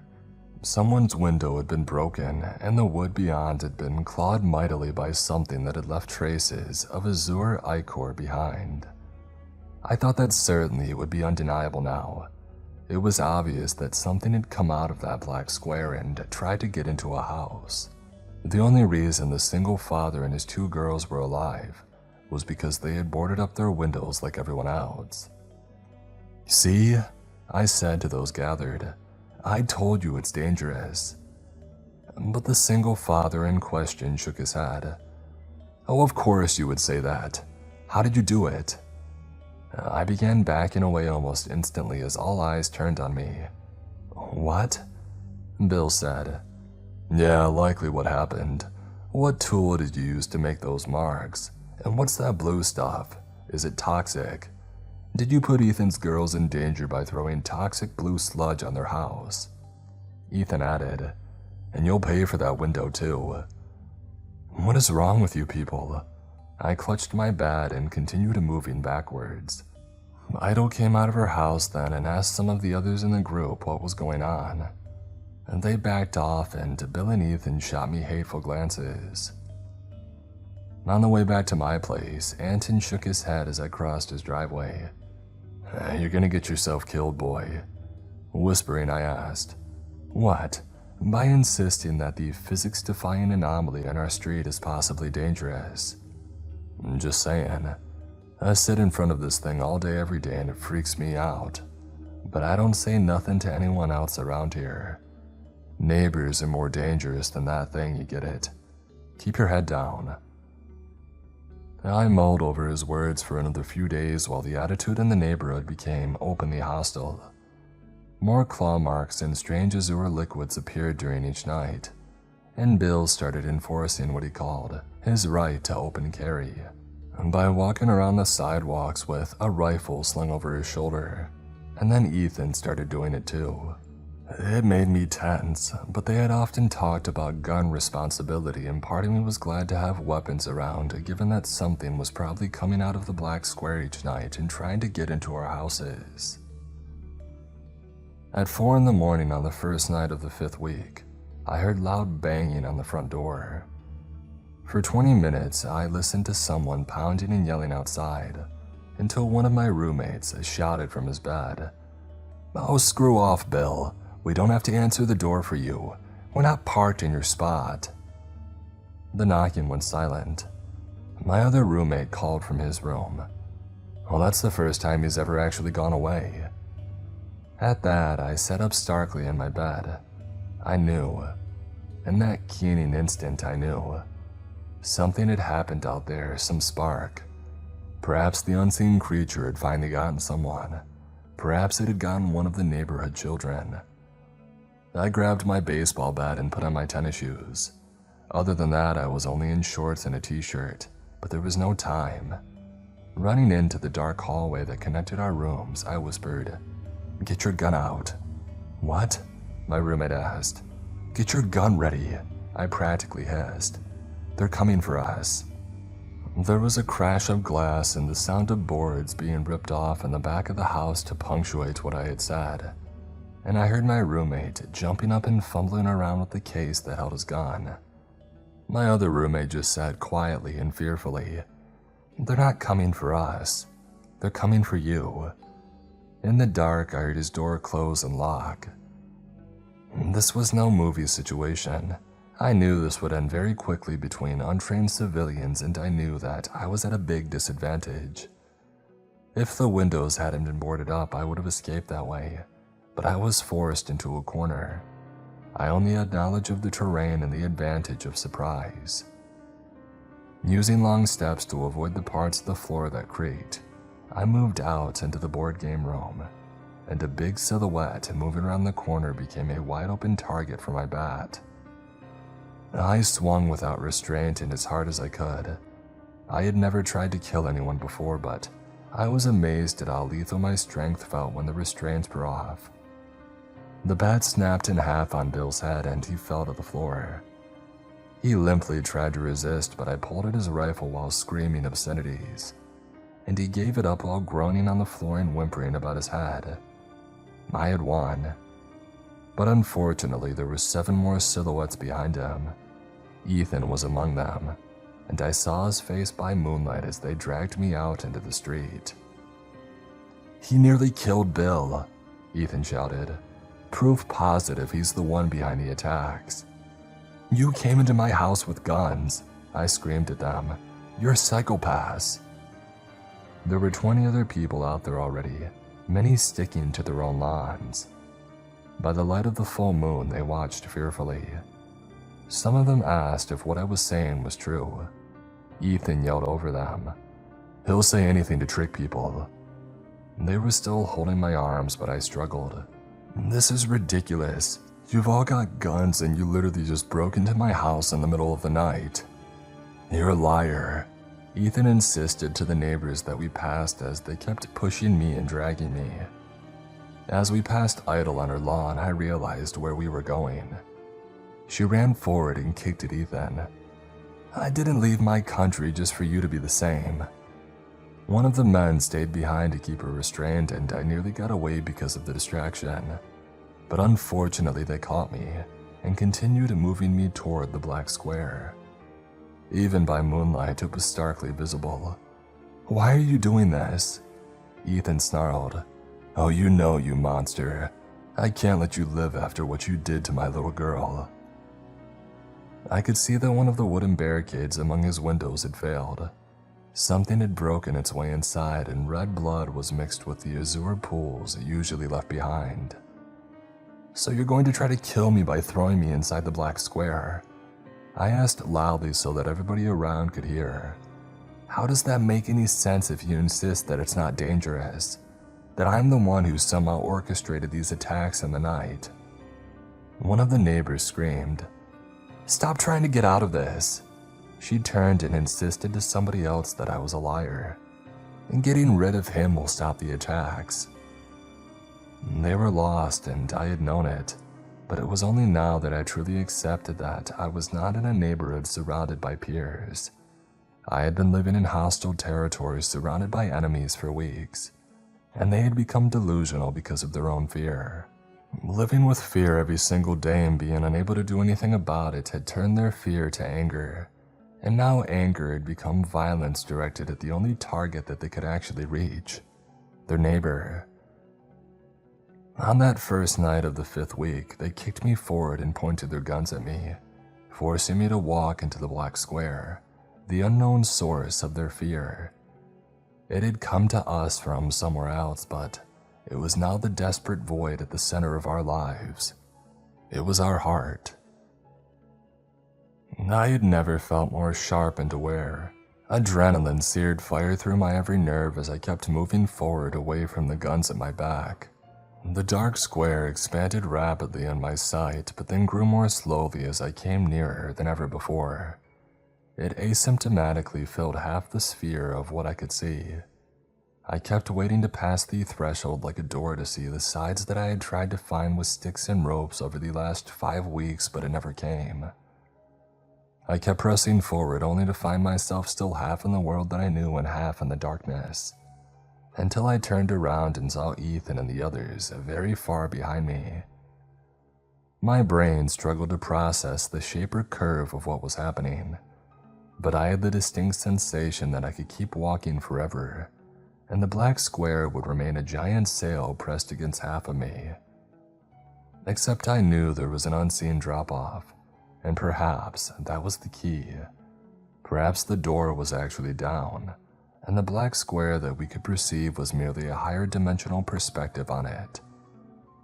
I got down on my knees and hands and began to crawl. I couldn't afford to fall accidentally. "Oh, don't bother," Ethan shouted in the distance. "You're going over, you're not getting out of this." There it was, I could feel the edge. Here the black square was almost exactly half of what I could see around me. Directly above, to the left, to the right and down. The paved street, far beyond Bill's and Anton's houses. Part of the street that I had stood upon many times coming the other direction. It now met sheer void. But it wasn't dark. Light had always been coming up from below. There had just been nothing for it to reflect from so that we could see it. Light came up from below now, illuminating my face, my eyes, and my mind. It was a ghastly light, certainly not ever a color that had graced our world before, and I could see everything by the cast of its deep glare. I had never seen that color with the rods and cones in my eyes before, but I knew what it was. If you could open a door into the mind and observe the hues within, if you opened that door into the mind of a person being tortured with perfect and exacting skill, you would see the chroma of pain. Not just the feeling of it or the idea of it in thought, but the blood of the concept to the core as a brushstroke on existence. For some reason, I laughed, but I did not smile. I stood and began to walk back. Ethan held his gun forward. "Don't you come back here, don't you do it." But I just shook my head. The other men behind him raised their guns too, but they were waiting on him. I didn't slow, I couldn't. As I moved toward Ethan, I told him, "You're human, Ethan, fundamentally capable of good or just neutrality, of cooperation, of peace." The words spilled directly from my raw brain and into the night air. You are not like what's over that edge. Take a look for yourself, you'll understand. The barrel of his weapon glimmered darkly by moonlight, but the square behind me was blacker. "What do you mean?" he asked after a moment, the strain of oncoming terror dampening his tone. I think he saw the look in my eyes. Some small fraction of what I had seen had to still have been lingering in my irises, like a rotting reflection gone bad. "What's in there? What's over the edge?" I couldn't really think at that moment. I put my forehead to the barrel of his rifle and grabbed the trigger under his hands. "Please." He pulled away in fear. "You're crazy." They were no longer a threat now. I drifted past them and back to my house, where one of my roommates peered out of his door and apologized, and the other finally finished finding his ammo. "Danger's past, don't bother," I murmured before going into my room and sitting on my bed. It took 6 days for my brain to develop a coping mechanism. For 6 days, I sat and stared at any blank white wall that I could find. It was eye bleach in a way because it had every color and none. After 6 days, I felt nothing, and that was my release. To scab and scar over what had happened to my mind. My brain had amputated my emotions, and good for that. I would feel horrible at the loss of love and joy and friendship and companionship, but I can't. And that's better than feeling what I witnessed over that edge. Bill was back from the hospital by then and feeling rather sheepish. A neighborhood watch had been set up and armed men were taking turns guarding the black square, around which they had built a wall out of bricks and cement. They knew that nobody would be coming to help. No police, no military, no government. We were on our own, a fact which made Idle sad as she talked to me about the home that she had left, where it had been exactly the same in her village. "This is humans," I told her. "Sometimes we do better for a little while. Sometimes we don't." She didn't have a chance to reply before Bill came up and sat carefully down next to me on my porch. He rubbed his bandaged head and said, "Sorry about what happened last week." I kept watching my armed neighbors around the black square. "It doesn't matter." "It does though," he muttered, looking downcast. "We could have killed ya." "It doesn't matter," I said again. He swallowed audibly and then asked, "What you see in there? I think the neighborhood will go to crap now." Now? It amazed me that it was right there.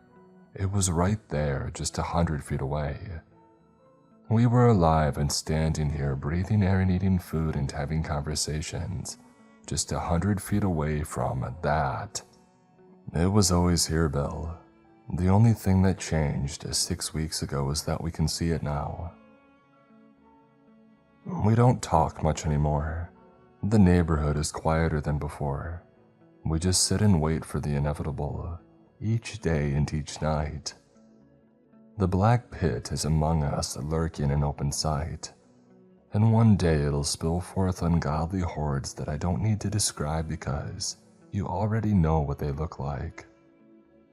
Sometimes we do better. Sometimes we don't.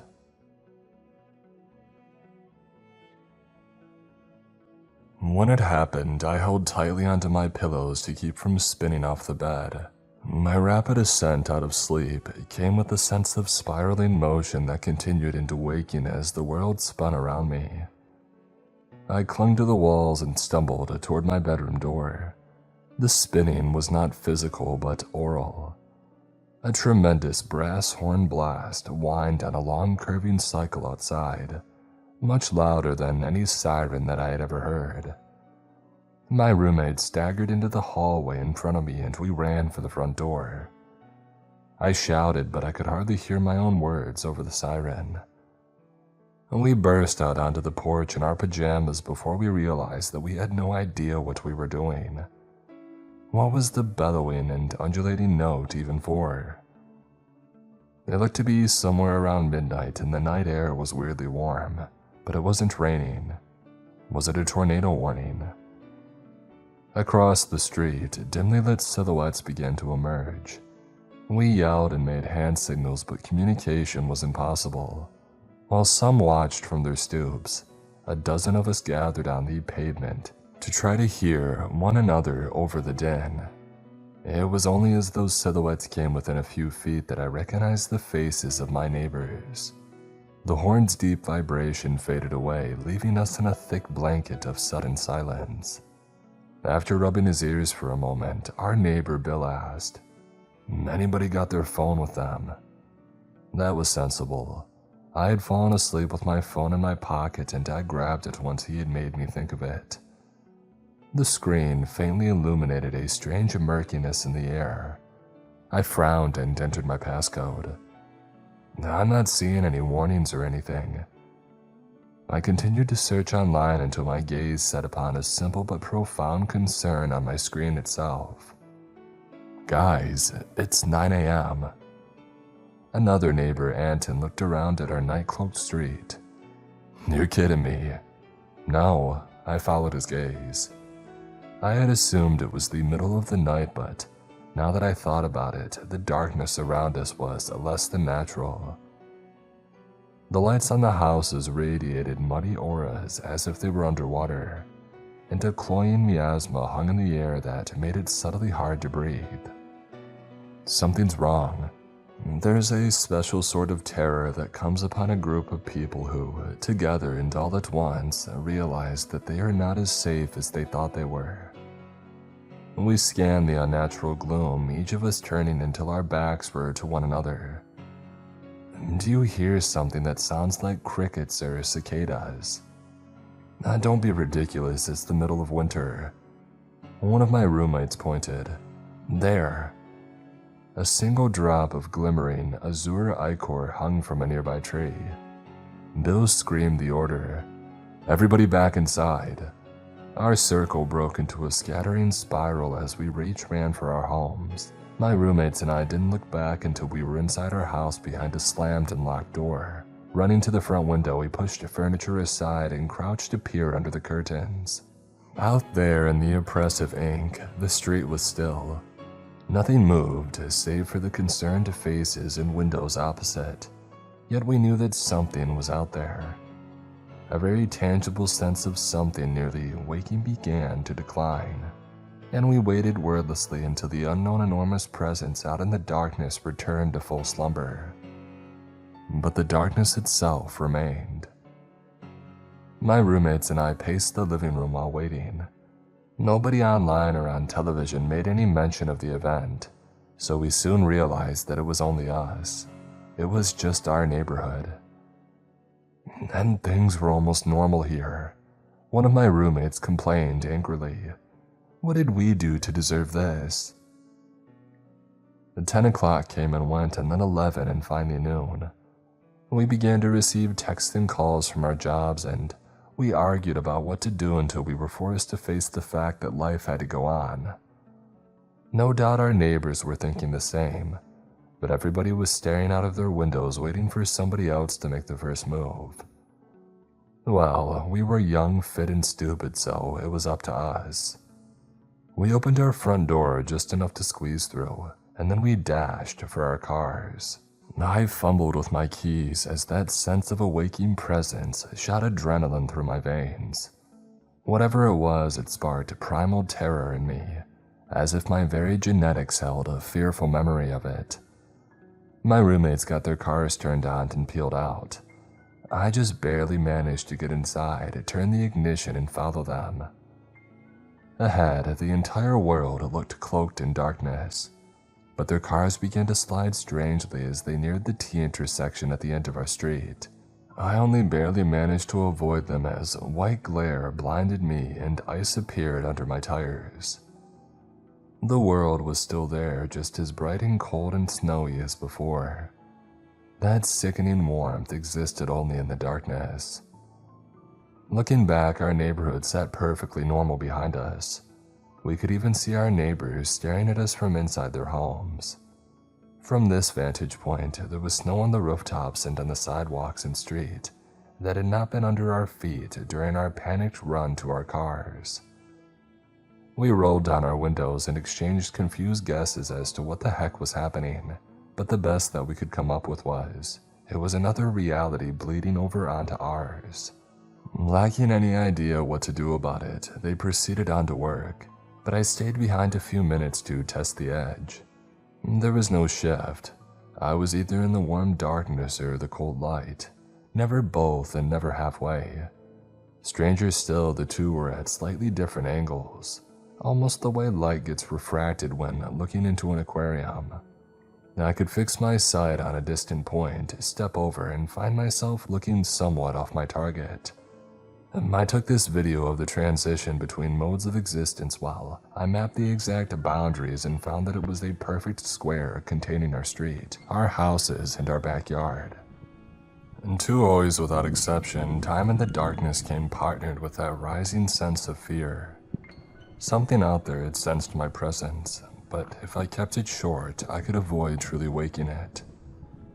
In that manner, I drove up to each house and warned my neighbors one by one. As long as we stayed inside of our houses or our cars, we wouldn't incite further danger, or so we hoped. There was no way to be sure. The rest we simply had to endure. Random claw marks on anything wooden, stinking azure ichor left behind by creatures unknown, and a perpetual feeling of being under siege. Our night-shrouded days became permanently spent indoors. Any outing involved treating our garage like an airlock, and those neighbors without garages bundled up and made terrified sprints to their driveways as quickly as possible, and as rarely as working life would allow. Our once tightly knit community became a series of isolated bunkers, and weeks passed while we emailed each other trying to figure out what to do. I spent nearly 25 days huddled in my room behind boarded and barricaded windows trying to sleep while hungry, growling and curious sniffling passed by intermittently. There was a new ecosystem burgeoning out there, seen only in the glimpses between nail-ridden 2x4s, and we had to stretch wintering plastic over the windows and begin changing the air filter weekly.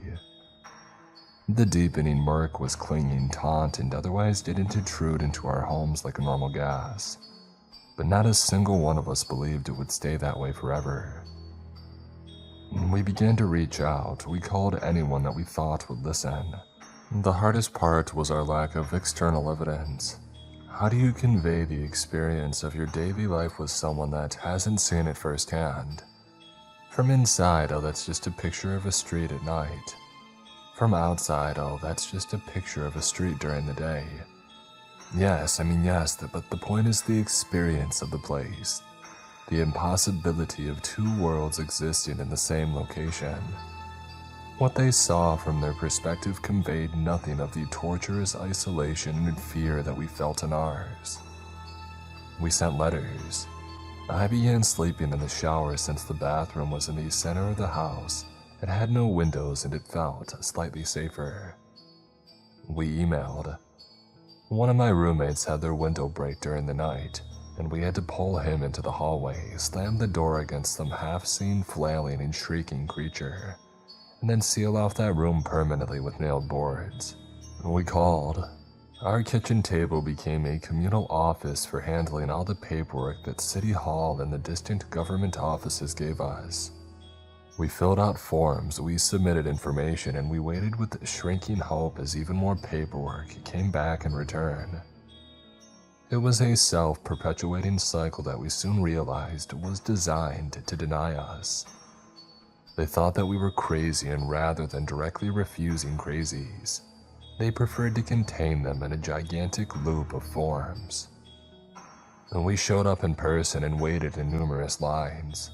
Our weekly neighborhood meetings, held in different living rooms each time, turned into venting sessions for our in-person frustrations. Our neighbor and my close personal friend, Idol, told us how she had waited for an appointment with the mayor until they turned the lights off in the building, and she realized that he had no intention of seeing her. One of my roommates talked about how he had gotten banned from the DMV for trying to show people video of the border transition from night to day. Another neighbor talked about being turned away a dozen times by random passers-by who thought that she was homeless and asking for money. For the first week since the curse had come upon us, we had no idea what to do next. A complete inability to take action as a way of making a man curl up in the shower and cry. I could feel that hopelessness taking root in me as I tried to sleep, but I wasn't ready to give up. When we truly accepted that nobody would, that indeed nobody could listen to us, we began to get desperate. Mere words were not enough to make them understand. Anton had a gun, and he sat with Bill across from us at our living room table. Normally it was where we played board games, but now it was our war table. Spread across it was a map of our town with a spot circled and a route highlighted. "Look," Anton explained, "the mayor lives close. He drives past our block every day." And Bill had a hunting rifle. "Yeah, but all he sees is a normal street. We have to force him to take a different route to work. He has to drive through our street and see it for himself." Ida was wary. Unlike my roommates, she was not used to guns. Next to me, she asked, "What are the guns for?" I wasn't too comfortable with the weapons either, but I knew. If the diversion to make him turn down our street doesn't work, you guys are going to force the issue, aren't you? "It's only a matter of time," Bill responded. Something was digging at Ethan's house and it almost got in, and we're not going to let his daughters get hurt again. His family's been through enough. With a fierce expression, Anton nodded in agreement. I intended to make sure the guns weren't needed.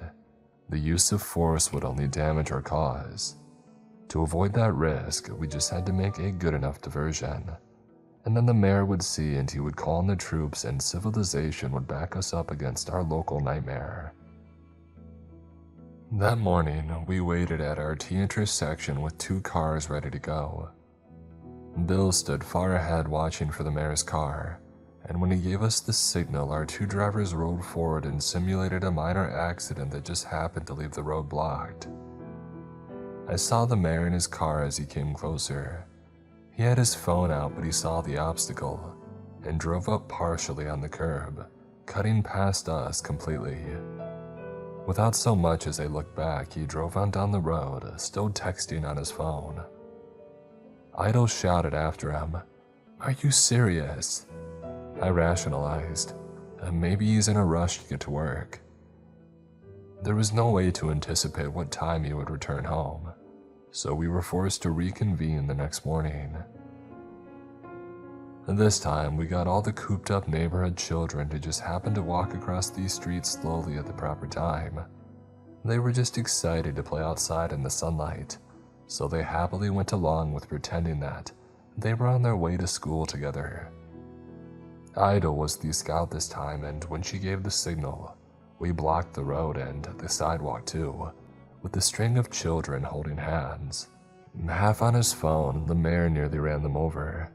Eyes wide, he reversed completely and drove the opposite direction, leaving the scene as quickly as possible. My roommate threw up his hands. "This freaking guy, man." "We probably spooked him with that near miss," I offered. On the 3rd day, the neighbors had waited long enough. A bunch of men jumped out in front of the mayor's car, forcing him to screech to a halt, and Anton approached with his gun out and ready. Finally, the mayor had noticed us, and he dropped his phone and raised his hands in his car. Anton shouted, "Get out!" The mayor slowly slid out and stood, keeping his hands raised. "I've got money, I've got kids too. My name's Liam, my kids are gonna ask where." Bill pressed his hunting rifle to the mayor's back. "Shut up. We don't want your money. We're going to walk 30 feet in that direction." He came around and nodded his head down our street. "And then you're going to come back to this car and continue on with your life. You got it?" Liam looked confused. "That's all? Why?" "You won't understand until you see. Just walk." We trailed the group of armed men as they escorted Liam down the center of our street. From our perspective, they simply walked along normal pavement on normal traces of snow and ice. Somewhere around where I knew the square of permanent darkness began, the men reacted subtly, and Liam threw his arms wide. You could hear him shout, "What? What the heck is this? What's happening?" But he was just standing there in the middle of a sunlit street for all that we could see. Bill and Anton held him roughly in place and began saying inaudible but quite angry things. One of them pointed ahead. "What?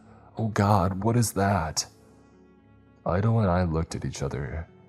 We knew instinctively that they were holding him in place while that fearful presence began to wake within. Out where we were, there was nothing but a chilly breeze. But in there, the mayor began to scream. The longest that any of us had stayed out in the unhallowed pitch was 7 minutes, and that had been by accident. The old woman who had fallen had started to scream in abject terror, and the 2 men who had run out to grab her returned with wild looks in their eyes, and a feeling, according to them, that they had just barely escaped, fully waking the horror out in the unknown reaches of that world. One of my roommates asked, "It's been 5 minutes, right? How long are they going to keep him in there?" I looked at my phone. 5 minutes, 10 seconds.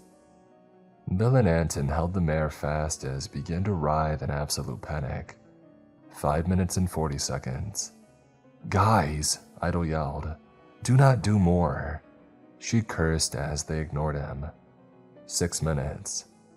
I began to prepare for some action that I hadn't decided upon yet, but a feeling of slowly waking awareness reached us as we stood there, and the world became dark. Immediately, adrenaline poured pure alarm into my voice. "Bill, Anton, we're inside of it now too. The black square got bigger." 6 minutes and 30 seconds. Processing what we meant, they turned toward us in shock. The abject terror those 2 men and that old woman had told us about was no joke. A beast, the likes of which the world had never seen, stirred in its sleep, on the verge of opening whatever it had for eyes, and it would know us and crush us. Idle screamed, and Bill and Anton and their men dragged the mayor as fast as they could towards us. Just as the fear reached a point of ultimate panic within me, I followed them 2 feet down the road. We stood under the sun on bright white snow, panting and breathing and trying not to vomit. Composing himself but so red-faced, Liam grabbed several of us by the shoulders in turn and looked us in our eyes. "You're the crazy people, the ones that are bothering everyone, but you're not crazy, are you? That," he pointed, "is what you live in every single day." I couldn't help myself. I actually began to cry a little bit. "Yes," I breathed, misty-eyed, matching his gaze as he clasped my shoulders. "Do you understand now?" "I do." He looked back at our street wide-eyed. "I do, my God. Something has to be done about this right now. I'll call the military, I'll get the National Guard here. We'll get all the scientists, we'll fight this." To be heard, to be understood, to have our plight shared. The feeling of freedom and hope was incredible, and we saw Liam to his car and celebrated amongst ourselves as he drove off to City Hall. The police intercepted Bill at the same intersection the next morning, arresting him for attacking the mayor. One of our neighbors saw it happening and group texted us. We swarmed outside and ran through the darkness into the daylight and approached the 2 cop cars where Bill was being handcuffed. One officer continued to restrain him while the other 3 got out their weapons. "All of you stay back. We'll arrest you too if you interfere." Bill's men began shouting, and Anton in particular got aggressive with one of the cops. In response, one radioed for backup, and the situation looked to be escalating toward violence. I tried to hold back my neighbors as best I could while asking the cops, "What is this? The mayor said that he would help us." The police officer looked me right in the eyes and said with no hint of compassion, "He was just saying that to get away from you." "You cannot be real right now," Anton shouted. "Take 10 steps that way and tell us what you see." One of the officers grabbed out to cuff him too, but Anton retreated. "Oh, come on, get me."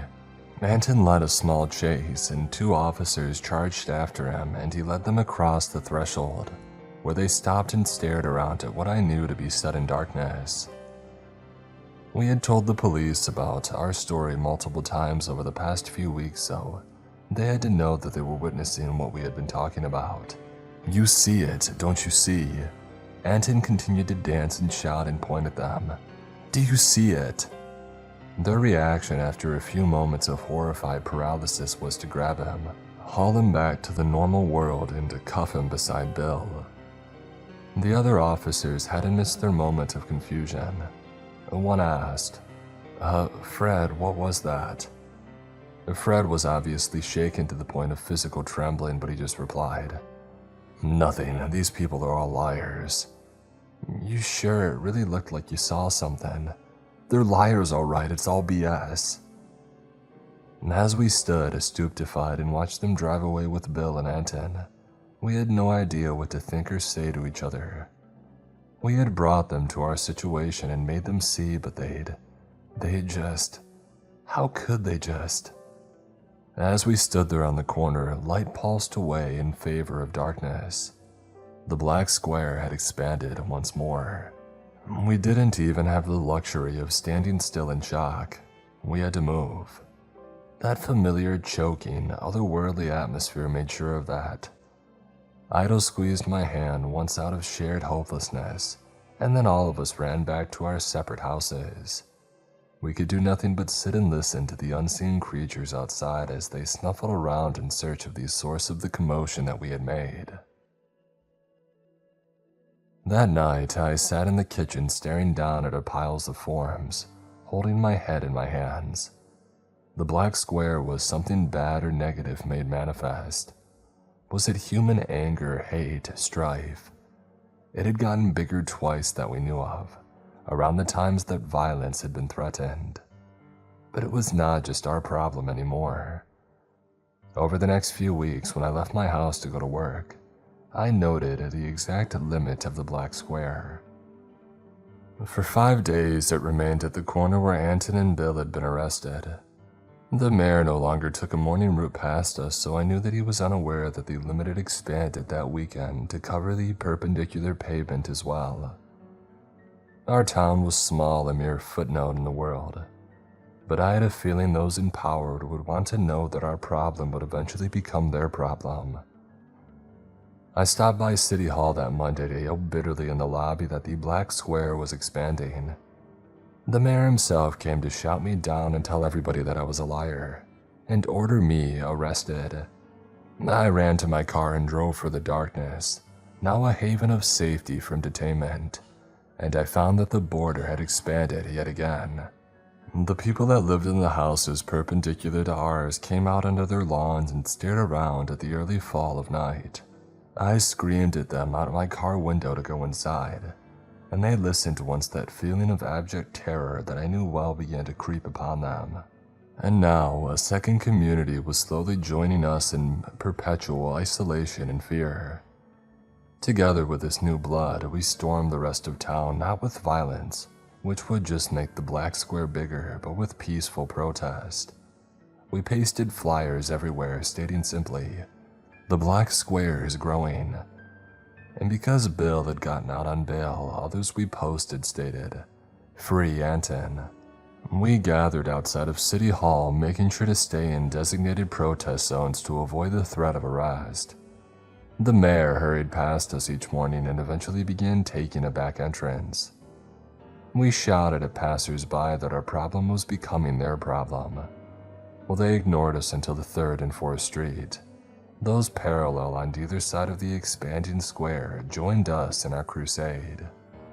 But nobody listened, and the black square started to expand at a faster rate. It was as if our efforts to raise awareness were only making the corruption stronger. How could positivity strengthen darkness? I mean, it didn't make sense. We were fighting to warn these people, not out of hate or spite, but out of compassion and hope. The final tipping point happened roughly 6 months after the inexplicable earth-shaking horn blast that had first heralded the coming of darkness over our community. All told, 4 full blocks and hundreds of people now lived in rotting darkness every single day. And as our numbers grew, so did our ferocity. Hope had become bitterness. Compassion had become anger. We were a veritable daily crowd outside of City Hall, and we often saw officials and police officers nervously studying us to try to figure out what to do. But the final tipping point was Liam's fault. The mayor, as he called himself, despite ignoring half his constituents. For the first time, the media had taken notice of our little town, but not because of our growing curse.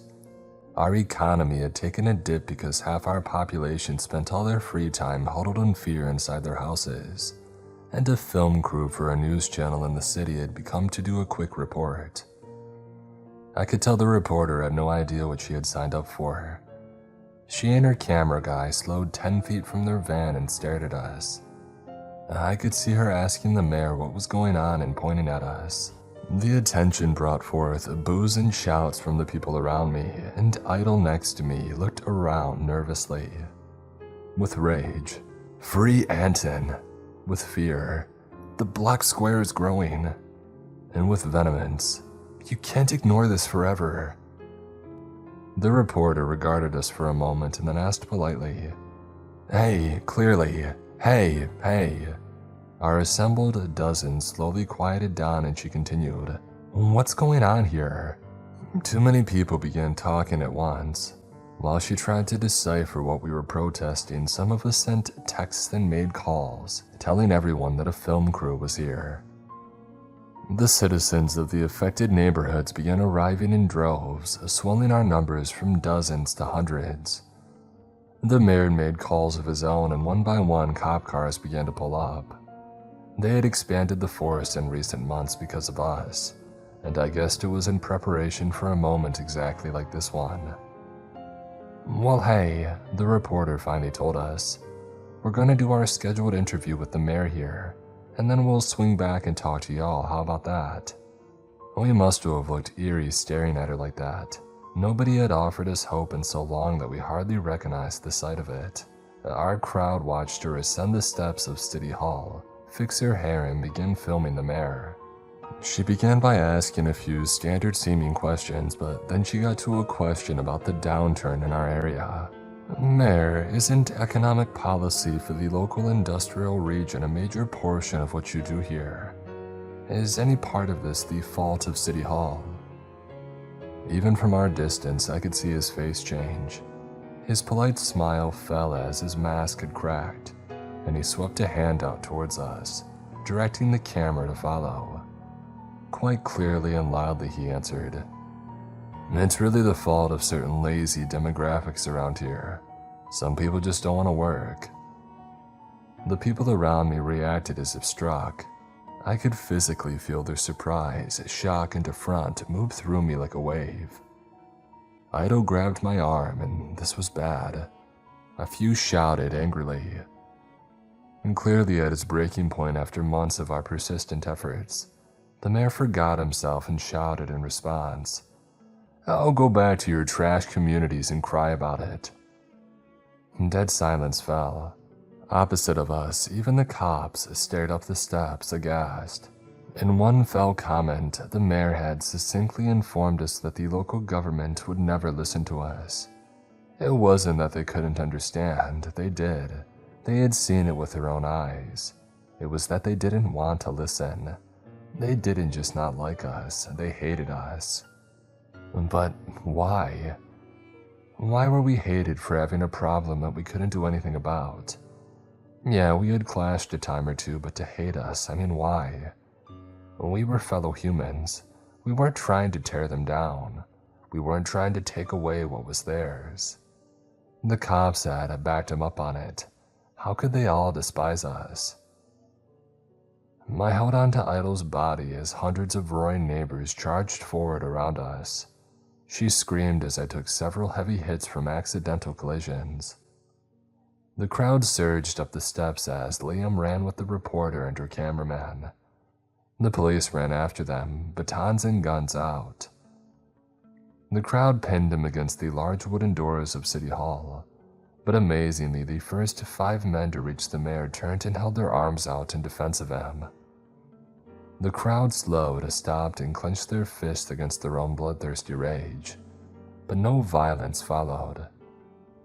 Surprised as well, the cops held back. In a wide line at the base of the steps, they waited.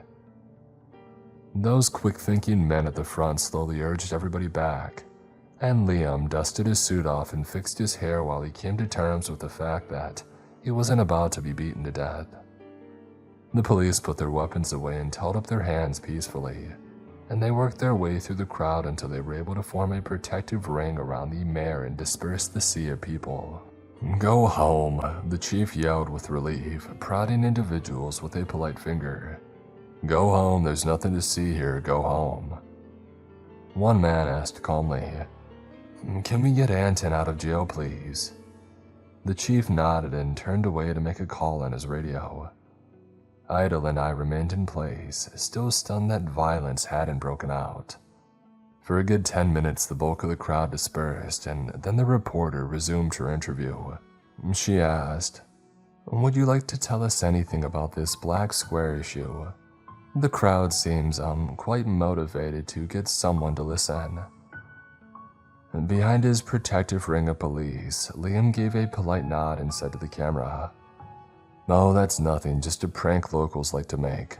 A tall tale, you know, a lie." I felt it before it happened. The reporter, her cameraman, and the police looked around in awed confusion at the sudden night that had fallen upon us. The rest of us didn't waste any time. We had 7 minutes to get inside, and we had been trained to react instantly. We ran for our lives through the darkness. All that Idol and I could do was take refuge in my car until the screaming was over. We huddled, head down, arms over our ears and eyes closed, as that terrifying and monstrous presence finally woke when the half of the town that didn't know failed to seek shelter in time.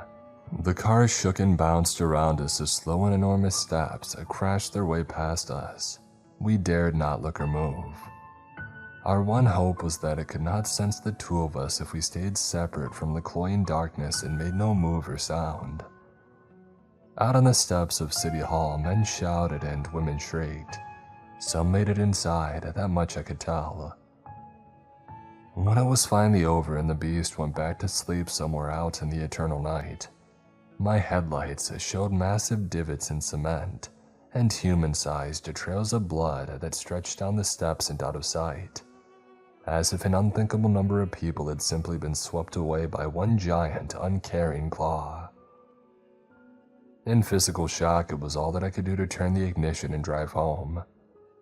We pulled into the garage, hit the remote to close the door behind us, and sat crying and shouting incoherently at one another. And then, like always, life had to continue. Work resumed, just inside instead of outdoors. The grocery store was outside the Black Square, so the growers still brought food in from outlying farms, none the wiser. But I don't know how long that will last. Because, you see, I figured it out. The darkness isn't fueled by violence, for creatures of claws and azure ichor eat one another inside it with no effect. The darkness isn't fueled by despair, for we practically stank of hopelessness for much of our time before it began to expand. It wasn't the fighting or the misery of the conflict. It was fueled by a choice. It grew bigger every time somebody chose to ignore it or deny it. It grew the most when someone chose to knowingly lie about it. And thus, our horrible paradox. Trying to make people aware of the problem like I'm doing by writing this, it just makes it worse. The more people hear about it, the less they want to hear about it, and the bigger that it gets. But I have to try. As I sit here watching our state governor tell everybody on the city news that our town has no black square, that we are lying and that the black square doesn't exist, I see a death spiral. As we ran in a spiral that first dark morning out of fear, as we made it worse by trying to make it better, I see a train of madness with no conductor on a track headed towards a cliff. Thus I say to you, knowing full well our shared doom, that the world will be choked in denial and lies all the faster for my warning. Neighbor, the black square is growing.